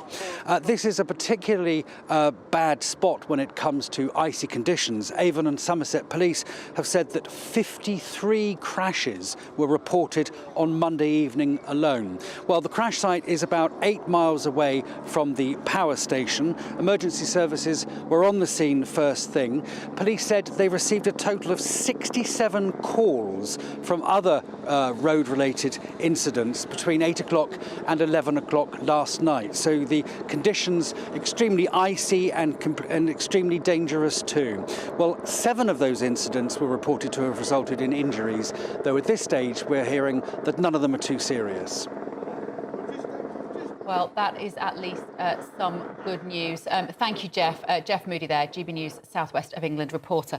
You know, that ice this morning, I think it took a lot of people by surprise, didn't it? I'm not surprised there's been so much chaos on the roads. Take care, won't you? And keep tuned for our weather. We have plenty of weather on GB News. And on a day like this, it's kind of important to know what those road conditions are going to be like.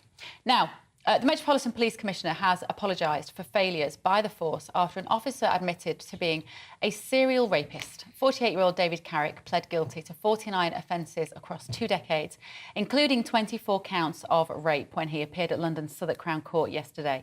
The Met Commissioner, Sir Mark Rowley, has apologised to the victims and vowed to take action to root out sexual abuse in the force.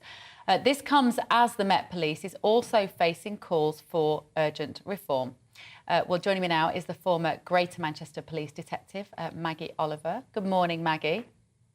Good morning, Bev. Lovely to see you. Shame it's under such circumstances, actually.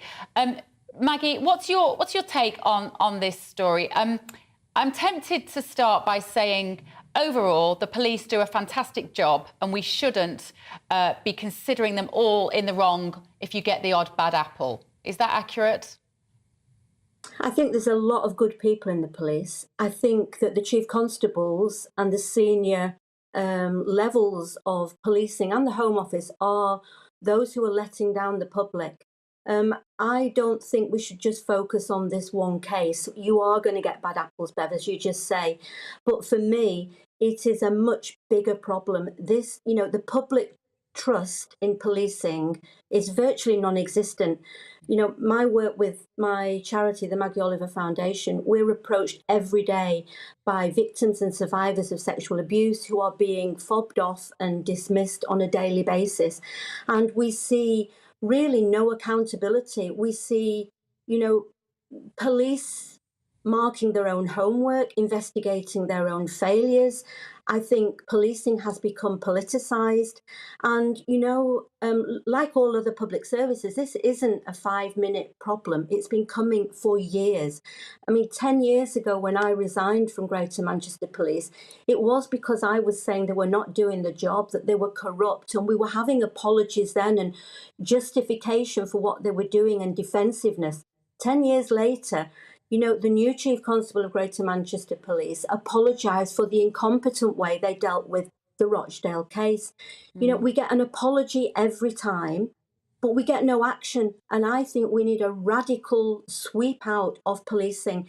That the wages now that they are being paid are inadequate for a career where you need really capable, intelligent people who want a career, a lifelong career. It's no longer that career, Bev. We've got PCSOs doing jobs that should be done by police. We've got experienced detectives leaving in their droves and not being replaced. We've had CID departments being closed down. We've got cronyism at the top where people are promoted based on who the best mate is, not on what the skills are. And I personally would like to see non-police management being brought in who have got an understanding of the wider problems facing the country. There are so many things that the public have lost trust in, and rightly so. There are not enough police officers. They're not properly paid. They are not properly equipped. We're sending them out completely often unprepared for the world they're in.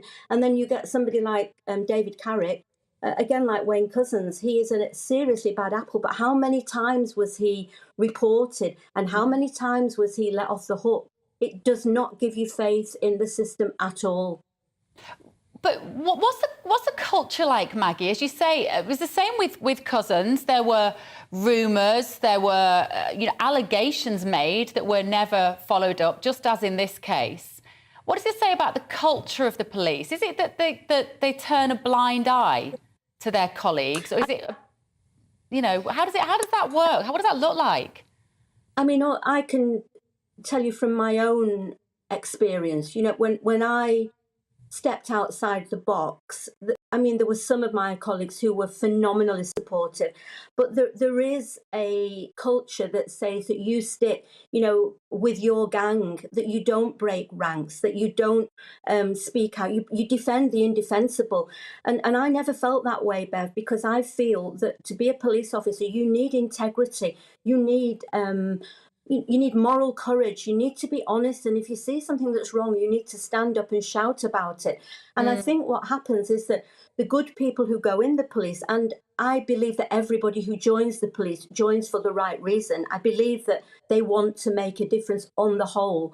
But if gradually through your probation and your early days, you are told, no, you don't say anything, you know, you stick together, I think that that then becomes a habit.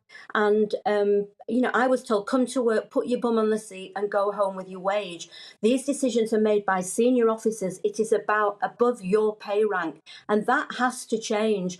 And those at the top of policing, Bev, for me, are political pawns. They are there to do the bidding of the Home Office. And we need a complete change in the culture in this country of policing, of, you know, silencing dissent. We've got all public services which are falling apart. We've now got teachers. We've got the NHS.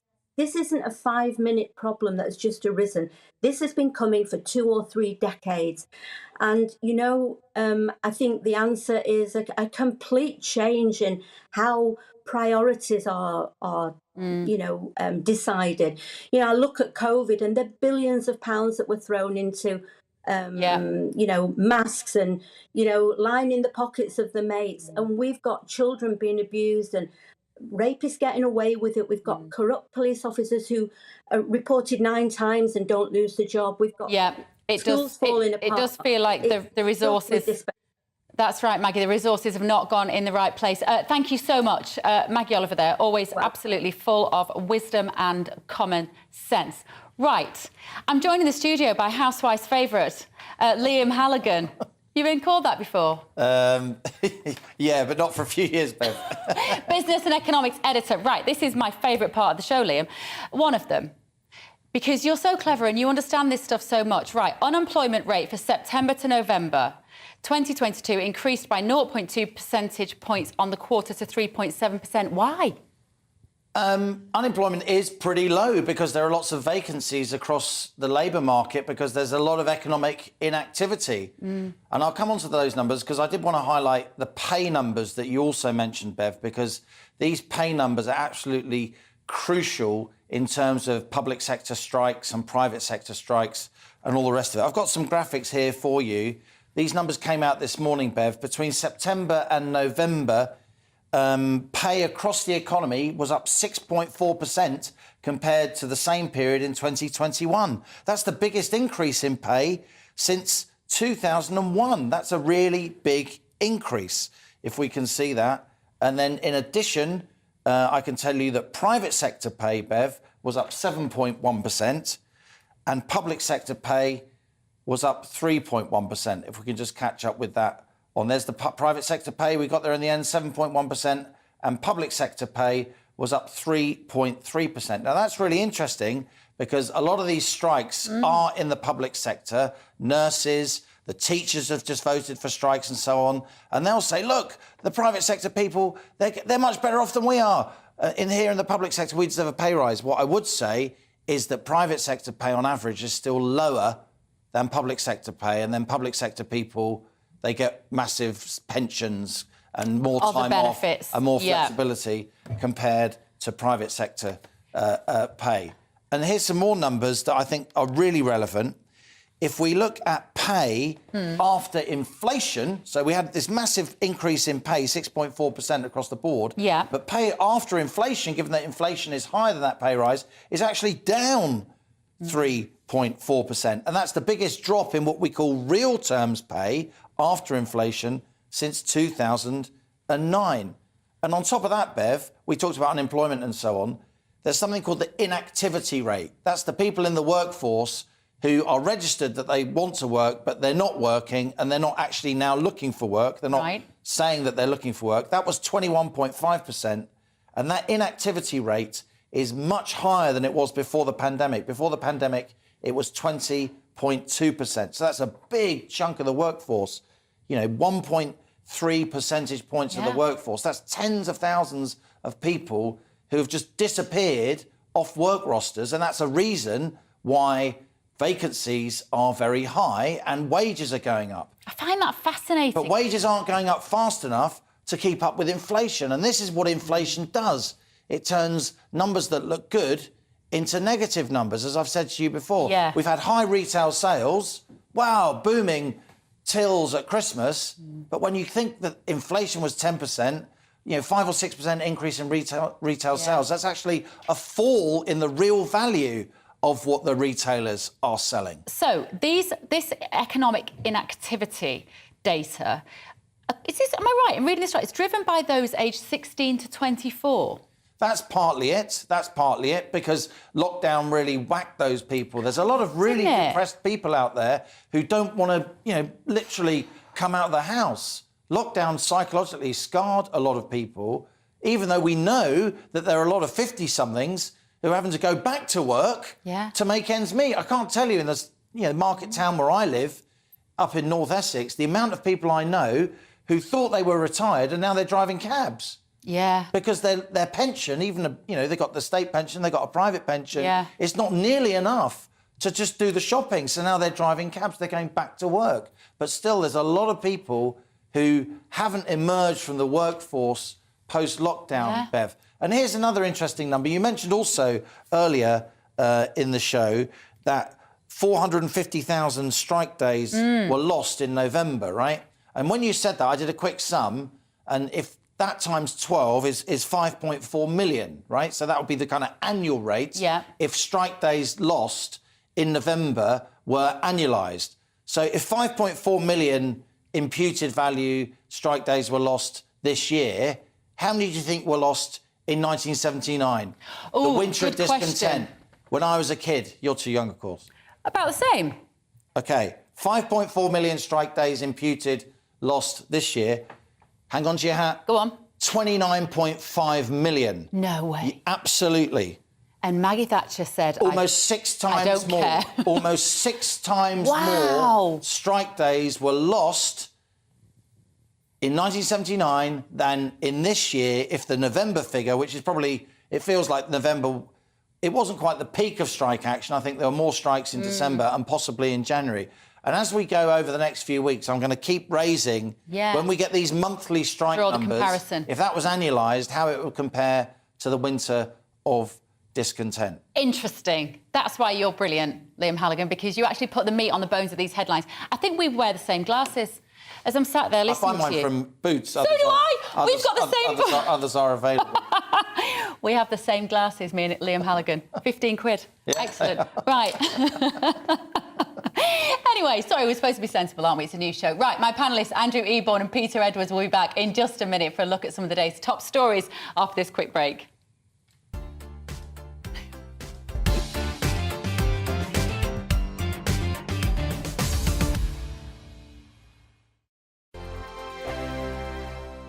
Monday to Thursday, 9 p.m. till 11 p.m. Join me, Dan Wootton. I'll bring you the sharpest takes and hottest debates. Do you not believe in prison? I don't believe in prisons. I'm completely stunned. I guarantee you there'll be no spin, no bias, no censorship. I actually was personally quite offended by it. And no reason to go to bed. So I guess they've always been quite woke. That's Dan Wootton tonight on TV, radio and online. Monday to Thursday from 9 p.m. till 11 p.m. on GB News. The People's Channel, Britain's news channel. Every morning from 6 o'clock, we'll wake you up with GB News Breakfast with all the stories you didn't know from the night before. So whether it's serious news, entertainment or your own views from all over our great nation, we're here to kick off your day with a smile. And the national media should be reflecting and reporting what's happening here. You will notice the northwestern accents. Whether you're with us on TV, radio or online, every morning, it's breakfast from 6 a.m. Hope you can join us. Join me every Sunday at 6 p.m. for Gloria Meets. In exclusive interviews, I'll be finding out who our politicians really are and what they really think. It's something that you would never want anyone to suffer. I didn't know what channels there were. I didn't think I'd be believed. I must have weighed about 7 stone and I'm 5'8". My instincts was to sort of cover this up. I mean, clearly that was a mistake. Join me every Sunday at 6 p.m. on GB News, the People's Channel, Britain's news channel. This year on GB News, we've got brand new members in the family. Join us. Across the entire United Kingdom, we cover the issues that matter to you. GB News will always stay honest, balanced and fair. We want to hear whatever is on your mind. And we don't talk down to you. The establishment had their chance. Now we're here to represent you. Britain's watching. Come join us on GB News, the People's Channel. Britain's news channel.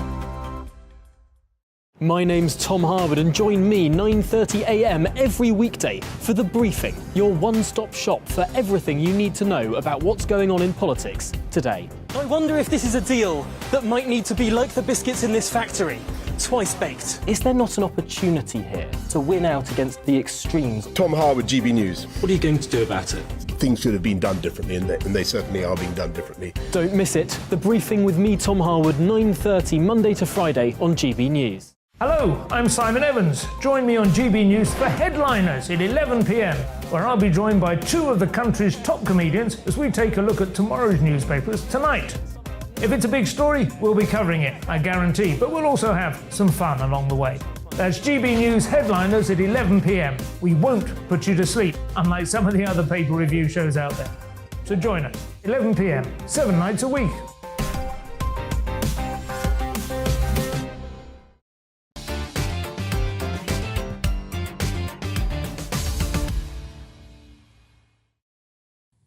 Very good morning. This is Bev Turner today on GB News. Thank you for joining me. Some breaking news. We were talking just before the break, and we're going to be discussing it again in a moment.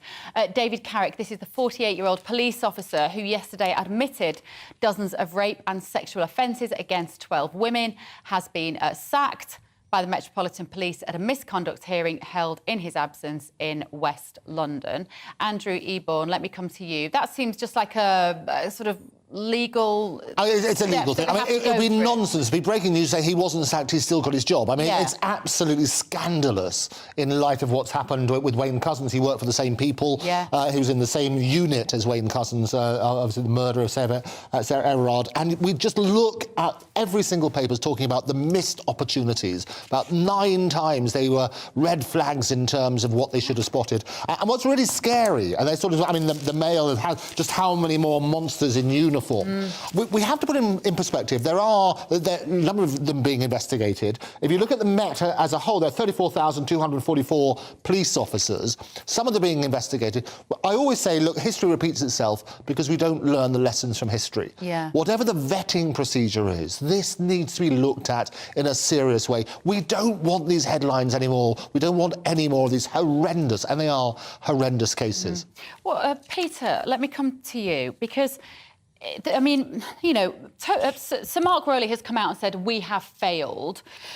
How do you think the culture is in the police that you can have 9 opportunities in 10 years, 9 complaints against him, and none of them are acted upon? Well, yeah, it's the missed opportunities that are really going to alarm people. And I think there's lots of different things going on. A prolific sex offender, and obviously our thoughts are with the victims because of the scale of it and the horror of it.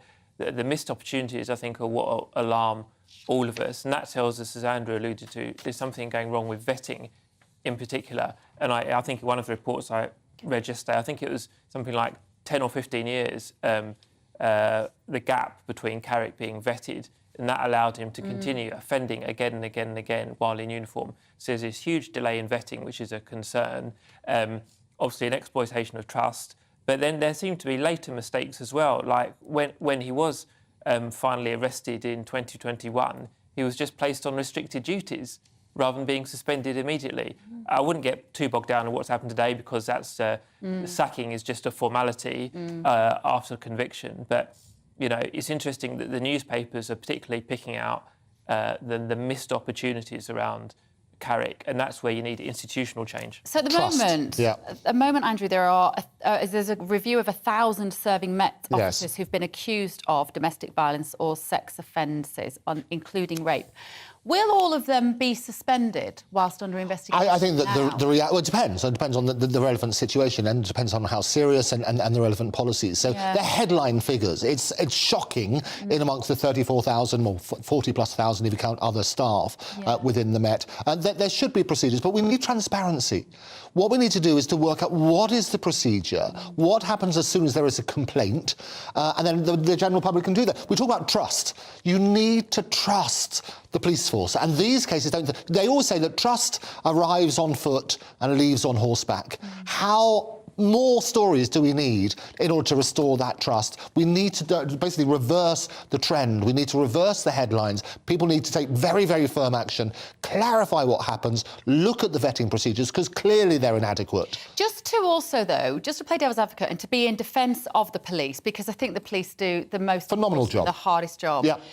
They also need protection from false allegations. Absolutely. Because it seems like it's an industry that would be rife, let's face it. You arrest a young woman and she's a troublemaker and she's guilty of something. She might absolutely tell your boss, well, you know, he tried to touch me in the investigation room, whatever it is. So we do need to also protect the police against false allegations, don't we? Yeah, of course. I mean, I've no data at all on the number of false allegations around sex crimes, so I wouldn't want to give a view on that. I think I'd make the broader point because there's a lot of appalling headlines rightly today about the police, but, you know, in my day job, I sit in an office outside politics and I hit keys on a keyboard and some numbers come out of it. Police go to work every day. Vast majority of them are decent law-abiding people, and they might die, and they might be killed, and their family knows they might not come home from work, and they face a level of threat, and even short of that, just abuse and hostility that is alien to us but regular to them. Do you think that our relationship with the police, though, Andrew, it's more problematic than just these sex offences, isn't it? Of course. It feels like there is a perpetually low opinion of the police. We have little faith that they're going to come round if we get burgled, etc. And that's the problem, and they get attacked on many fronts. And that's why I say it's important to put it into perspective when I talk about the various people within the police, and their reaction will be the same as ours to this. One of their colleagues, it's outrageous. So praise where praise is due, the 40,000 plus people who work for the Met, as I say, 34,000 odd police officers. The reality is that they're being attacked on several fronts. You've got the crimes such as this, you have race issues, as you know, about that sort of stuff. You also have how effective they are in terms of tackling crime. And everybody will have their own personal experience of whether there's been a burglary and how that sort of responded to and so on and so forth, what the crime statistics are. All of those need to be dealt with. And like most issues, it's about communication. Yeah, absolutely. Right, thank you, guys. Now, coming up, with Royal College of Nursing members in England and Wales due to strike on Wednesday and Thursday. Can an agreement be made with the government sooner rather than later? We're going to cover teacher strikes as well. That's all after your morning's news.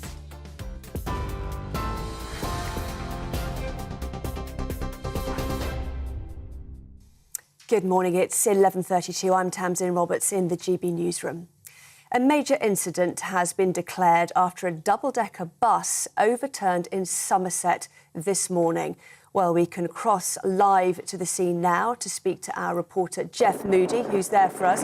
And Jeff, what more can you tell us about what happened there this morning?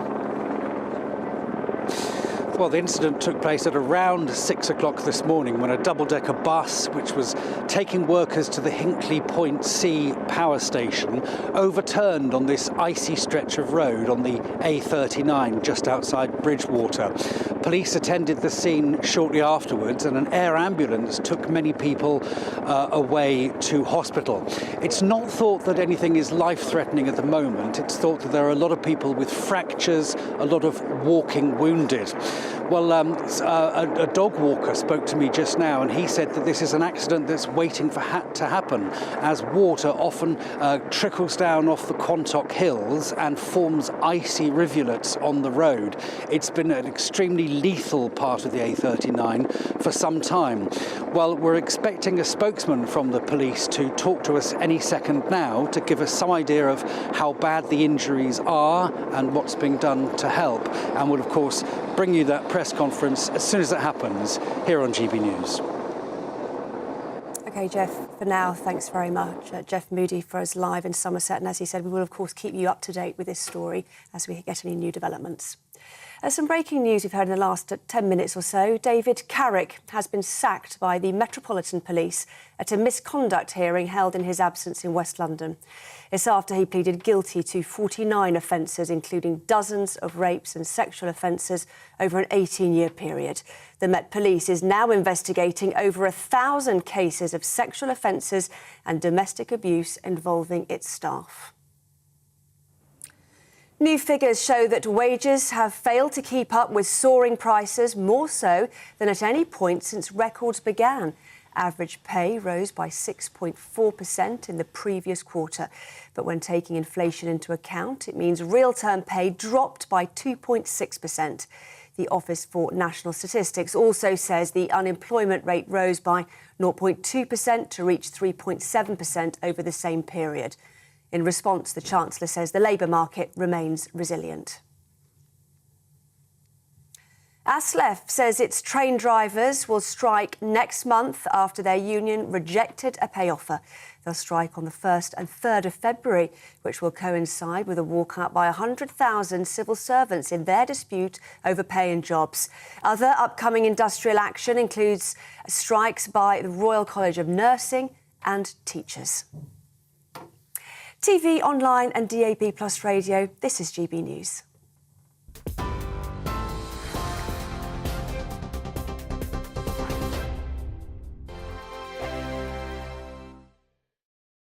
Monday to Thursday nights on GB News. At 6, it's Dubes & Co. 7 o'clock, Farage. At 8, join Mark Stein. And at 9, Dan Wootton Tonight, followed by Headliners. On TV, radio and online. This is GB News.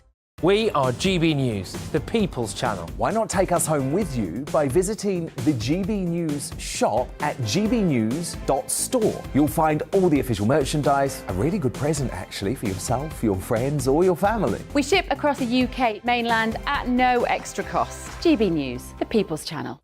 Here on GB News Live, we'll be keeping you in the picture, finding out what's happening across the country and finding out why it matters to you. We'll have the facts fast with our team of reporters and specialist correspondents. Wherever it's happening, we'll be there from 12 noon on TV, radio and online. GB News, the People's Channel, Britain's news channel. Monday to Thursday on GB News, it's Bev Turner Today from 10 a.m. We're going to be here for you, our GB News family, to keep you up to date, but also make you smile. The guy went from puberty to adultery. And I can't wait to bring a few of my own opinions. I have no time for cultural totalitarianism. We'll engage in passionate, but always polite debate, with your thoughts and opinions at the centre of it all. Only on GB News, the People's Channel, Britain's news channel. Hi there, it's Stephen and Anne. At breakfast from 6 a.m, you'll always be caught up with everything you need to know, the latest headlines, opinions and debates. We'll bring you the good news and the bad, but most of all, we're here for you. Remember, send in your views and let us know what you would like us to talk about. That's because we're your news channel. And every morning at 6 a.m, it's breakfast on GB News.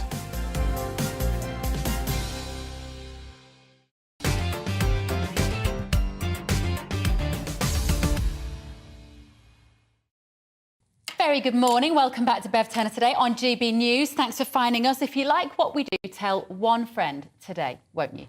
Now, you've been getting in touch. Remember, gbviews@gbnews.uk is the email. Here is a little bit of what you've had to say on the Met Police, on this awful situation of a police officer being admitting to all of these sexual offences. David in Cheshire has said, as a former police officer, I am astonished at the historical behaviour of this Met officer. He should have been sacked many years ago. Ian in Preston has said the Commissioner and men at the top have so much to answer for. Just to be clear, don't forget, Cressida Dick was the Commissioner of the Met Police during this period of time for many years, so not just all the men. Kevin in Dorset says, just think how much the London crime figures would drop if the Met Police were disbanded. I'm not sure that's true. We need our police, but we need them to do a really great job. Now, keep those emails coming in, won't you? Teachers across England and Wales are set to strike from the 1st of February. The National Education Union has announced. The walkouts by the UK's largest education union mean that GCSE pupils will have had just 1 year of uninterrupted learning. So for the latest, let's turn to our national reporter, Ellie Costello, who's outside the National Education Union headquarters. Good morning, Ellie.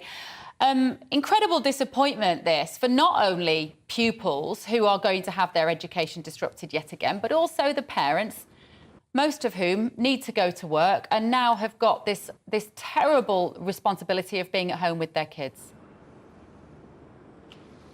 Yes, Bev, good morning to you. And yes, yet again, children are going to be shut out of the classroom, it does look like homeschooling could return as quickly as next month. That's as teachers in England and Wales have voted to strike over pay. 7 days of strikes are planned in February and in March. It's going to affect 23,000 schools in England and Wales. Now, over 90% of the teacher members voted for strike action, but there was only a 53% turnout, and legally you need over 50% in order for a ballot to go ahead. So it was very close, it must be said.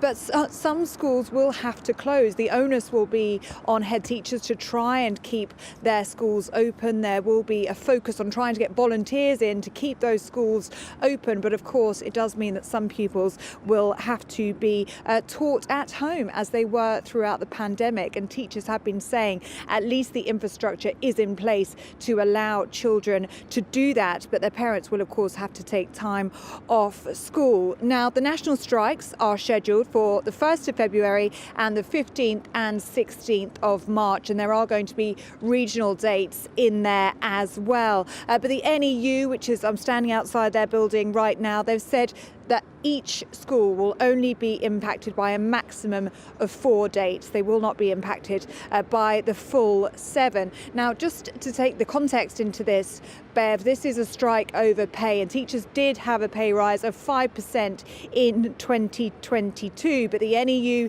says that this rise is nothing in line with inflation. They want more. And I was speaking to a teacher last night who explained to me that that 5% pay rise came out of already existing school budgets. So it was meaning that there would be fewer classroom assistants, for example, or perhaps fewer school trips. And she said it's the pupils that suffer as a result of teachers getting a pay rise. They'd also like the way in which teachers are giving a pay rise to be looked at as well. And the NEU say this isn't just about pay as well. This is about retention and about recruitment. They are struggling to get teachers in subjects such as science and maths, and they're struggling to retain teachers for up to 5 years after they qualify. So yet again, education is going to be disrupted. And Bev, if you're a GCSE student in England and Wales and you have only had 1 year of undisrupted learning in your secondary school experience, so those pupils and their parents especially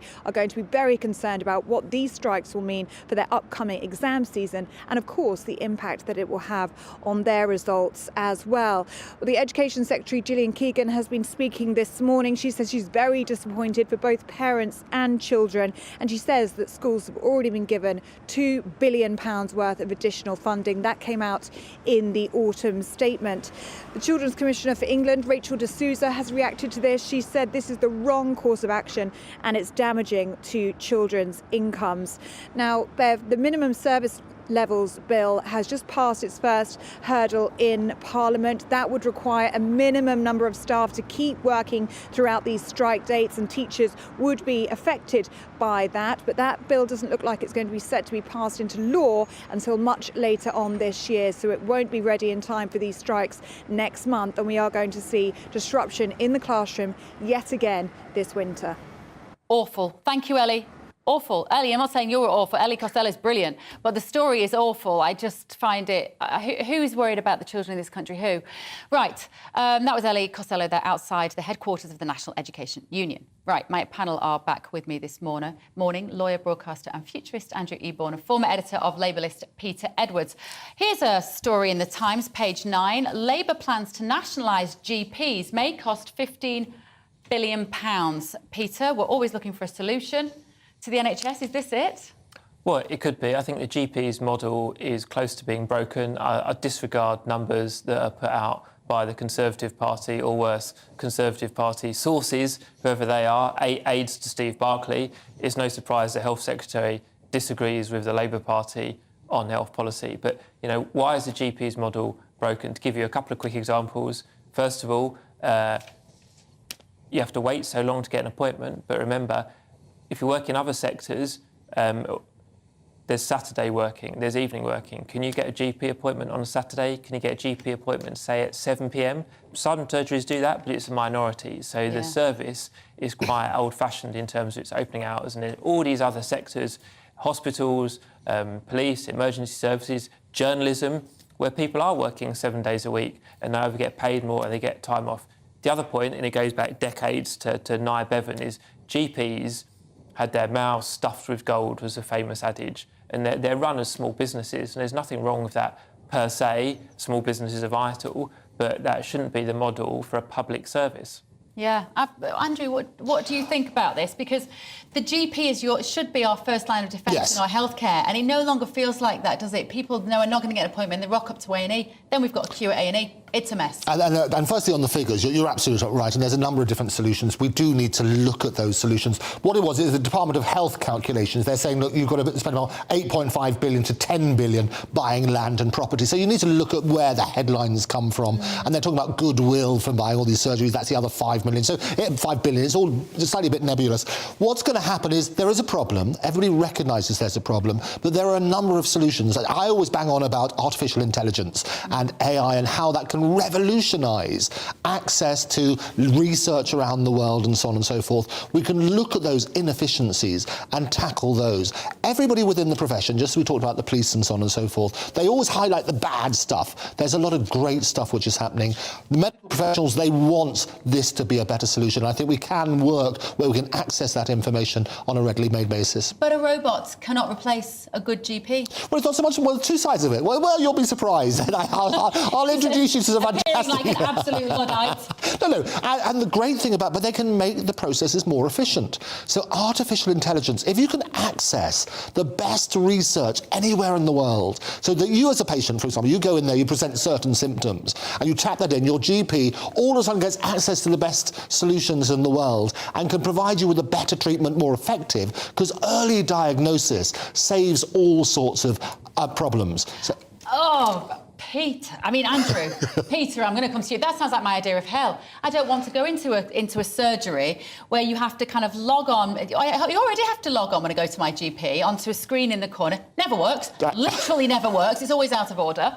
And then get the GP to talk to a computer to find out what's wrong with me. I don't like that vision of the future. Yeah, it worries me, and I'm loath to disagree with Andrew because we've got on so well again today. But I think part of the role in medical care, but particularly around GP, where they're seeing patients regularly, is emotional intelligence, and that's really hard to replicate for AI. And I'll give you perhaps the most obvious example is I'm in my 40s, a middle-aged man. It's maybe the man that goes in who says he's got a bit of a cough or a lump on his foot, but actually there's something a lot more serious going on that he can't articulate or doesn't wish to articulate. And the GP that's known him for a few years can look into his eyes, sees how he's behaving, and give a view on that.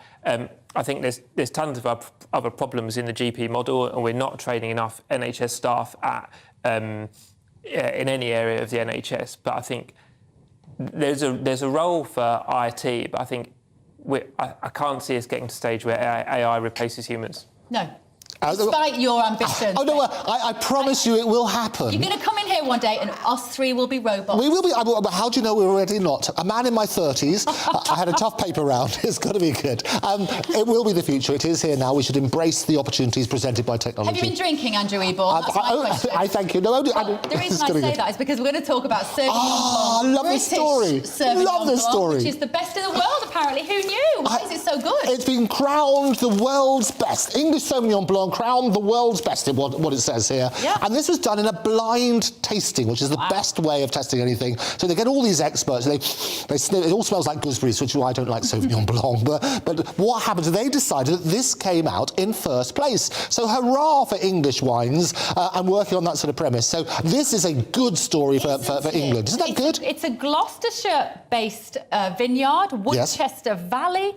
It snapped up the Master Medal. I haven't been drinking at the Global Sauvignon Blanc Masters Awards. We should be celebrating things like this that we're good at in this country, shouldn't we, Peter? Yeah, absolutely. And I think there has been a bit of a renaissance in English food and drink over the last 20 years. I think when I first started going to pubs, you had your beer from Holland or from France, your Spanish beer on holiday, and your kind of French or Italian wine in the restaurant. So to me, it's great. It's nothing to do with Brexit. I don't want to talk about Brexit, but it's just a positive, and hopefully it will encourage England and the rest of the UK to be positive about itself.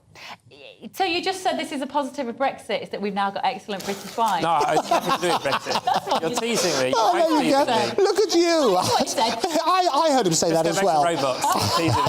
Right, Boris Johnson is going to write his memoirs. Surprise, surprise. Fantastic. No one's going to pay him for those, are they, Andrew? Well, they are. They're going to pay him a fortune. There we go. Tip to make £6 million. £6 million, that's what it's saying. He's done a deal with my good friends at HarperCollins. They do some fantastic work. And they've done very well, Prime Ministers. I mean, Maggie Thatcher received about £3.5 million for her two-book deal. Tony Blair did his one as well. Even Matt Hancock with his pandemic diaries. Don't even get me started on that one. I love it. He's made a fortune from public speaking, Boris. He's a great speaker. And he's made about £250,000 a pop. So he's made about £1 million out of 4 engagements in the last few weeks. I don't know, it's public knowledge yet. It is now revealed here on GBNews. It's been in the paper. I've chosen not to dwell upon it because it just makes me so cross to think of a lot of the behaviour and the actions of the last couple of years. And then he rides off into the sunset and makes millions, which is what I said would always happen. It will happen, absolutely. It is happening. Do you remember Churchill, Boris Hero, saying history will be kind to me because I intend to write it myself? I think Boris is living out his dreams, but I doubt increasingly whether he'll get what Churchill achieved, which is a comeback as Prime Minister, because I think everyone in the Tory party is a bit pro-Boris at the moment.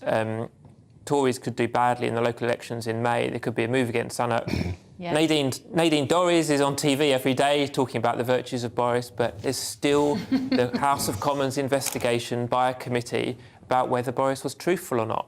Yeah. Very good point. Now, there's also the COVID inquiry, which is also going on, and regardless of, I think it'll be a bit of a whitewash. But do you think he should? Does he have the?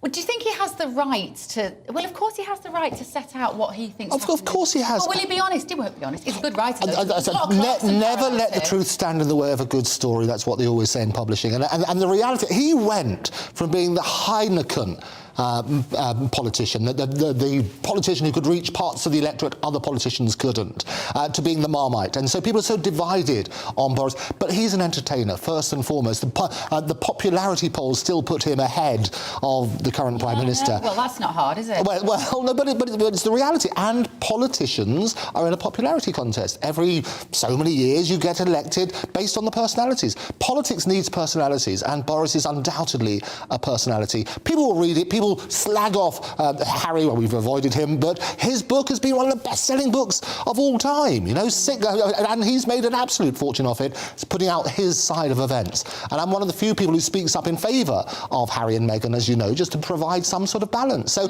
people will want to read it, they will criticise him, but they will go out in their droves and buy copies. Do you think he will come back before the next election? Before the next general election, no, but I think he'll keep trying it. Bear in mind, he's had 3 runs for leader, and he only made it to the starting line once, not the finishing line. The other 2 attempts, most recently last summer with Rishi Sunak, and then when Theresa May won the Premiership in 2016, he didn't even make it to the starting line. Yeah. So this is someone, he's a very gifted communicator and a good writer, although I don't like his comments, but he's a very good writer. But this is someone whose ambition and his narrative skills are at a big disjuncture from the political reality. Yeah. And he's taking over, I understand, Jeremy Clarkson's column in The Sun, so that's going to happen as well. Not really. No, he's not. It's got to be good. For a futurologist, like that. That's plausible. Yeah, you're the futurologist. I thank you. It's got everything's possible. You're not a futurologist, you're a futurist. Well, I could be both. An ology between friends, as Maureen Lipman would say, an ology is always good, isn't it? Well, absolutely. He's got an ology. You've got an ology, yeah. For older viewers, anyway. Let me have a look at some of your views that you've been sending in. This morning on the Met Police, Phil has said the real question that few seem to be asking is how did he thrive and get away with it for so long? We've been asking that. Yep. We need to be looking at the culture of our workplaces, institutions, communities and broken Britain. Quite a lot of you messaging in support of our coffee shop owners. This was the couple in Plymouth who lost their coffee shop because they didn't necessarily adhere with COVID restrictions, although they said that they did. Suzanne says, the couple trying to make a living with their cafe in Plymouth, the behaviour of the police had nothing to do with protecting the public from COVID. It was the behaviour of bullies and a clear abuse of power. And Dean says the government partied throughout the whole pandemic while businesses and lives were ruined. And that's what I think slightly winds me up about Boris Johnson's book. You know, regardless of what side of the lockdown debate you sat on, he let you down. For those of us who felt the action was disproportionate, he was letting us down with further and further draconian rules, with the guidelines changing every 5 minutes. And for those who wanted more lockdowns, then actually he let them down because of his parties. And let's see what he has to say about those. Right, thank you, guys. We've been asking you on the show today, with PC David Carrick pleading guilty to 49 offences, including rape, do stories like this undermine your faith in the police? According to our Twitter poll, 75% of you say yes, this does undermine your faith in the police, and 25% of you say no. Right, we've come to the end of our show. It's flown by again. Coming up next is GB News with Mark Longhurst. Thank you to Peter Edwards and Andrew Weborn. If you missed today, you can watch this and any other shows on the GB News app. So you can see Bev Turner today from yesterday, and I'll see you tomorrow. Have a great day. Hello, I'm Aidan McGivern from the Met Office. It stays cold today with heavy snow for some, especially northern Scotland, but bright spells for many. In many places there will be no snow. However, there has been some across Cornwall overnight. That's moving away, associated with this low. The next area of low pressure pushing some heavy sleet and snow into Shetland, then Orkney, and then by the evening, northern Scotland, along with an increasing wind, so strong to gale force winds for the Northern Isles as we enter the afternoon, with that heavy sleet and snow for Shetland, Orkney, and into the north of the mainland of Scotland. Frequent showers into western Scotland, Northern Ireland, northwest England and North Wales. These showers also of hail, sleet and snow, but in between the showers some sunshine, and certainly plenty of sunshine through the Midlands and eastern England as well as the south. 2 to 4 Celsius though, feeling cold and increasingly windy there for northern Scotland, with the risk for the north of the mainland of gales, drifting snow and blizzards. So really treacherous for northern Aberdeenshire into Caithness and Sutherland through the evening. That snow then pushes into eastern Scotland, northeast England, along with the strong wind. Elsewhere, a breezy night, so it's not going to be quite as cold, but still a widespread frost as we start off Wednesday, and some icy patches around western shores. And then as we go through the day, plenty of showers pushing into the north, the northeast, as well as western areas. Again, sleet, hail, snow, wintry mix for many, but in between some sunshine. And for the Midlands, eastern parts of England, it's largely sunny. Temperatures a degree or so up, so 5 to 6 in the south, 2 to 4 further north. There will be further snow coming through, though, for northern Scotland. That snow really accumulating over the hills especially, but also at lower levels. And then into Wednesday night, there'll be further showers into the north and increasingly eastern areas. So Thursday sees predominantly the showers affecting eastern parts of the UK. Brighter skies elsewhere, slowly turning milder on Friday and Saturday. I'm Camilla Tominey. Join me on GB News on Sunday mornings for a politics show with personality on TV, radio and online. GB News, the People's Channel, Britain's news channel.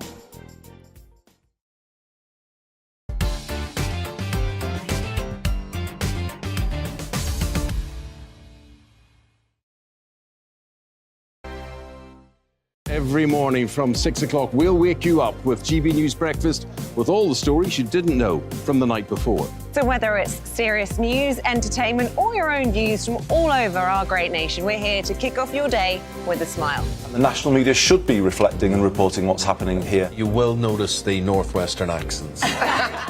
Whether you're with us on TV, radio, or online, every morning, it's breakfast from 6 a.m. Hope you can join us. We are GB News, right across the nation. You can get us on television, on radio, on digital. We're absolutely everywhere. Amazing! You see, amazing! You remind me of me in the European Parliament. But here's the most important bit. We are not part of the mainstream establishment. We think and speak just like you do. We are the People's Channel. Magnificent. That's really, really thoughtful. Come and join us on GB News, the People's News Channel. My name's Tom Harwood, and join me 9:30 a.m. every weekday for The Briefing, your one-stop shop for everything you need to know about what's going on in politics today. I wonder if this is a deal that might need to be like the biscuits in this factory, twice baked. Is there not an opportunity here to win out against the extremes? Tom Harwood, GB News. What are you going to do about it? Things should have been done differently, and they certainly are being done differently. Don't miss it. The Briefing with me, Tom Harwood, 9:30 Monday to Friday on GB News. Join me, Nana Akue, Saturday and Sunday afternoons on GB News. Expect fiery debate and passionate discussion as me and my panel tackle some of the biggest topics hitting the headlines. It's a place for everyone's opinion. No one gets cancelled, but no one gets an easy ride. Oh, she's on it today! Be ready for conversations that are fierce, frank, and of course, fun. Every Saturday and Sunday afternoon from 4 p.m. on GB News, the People's Channel.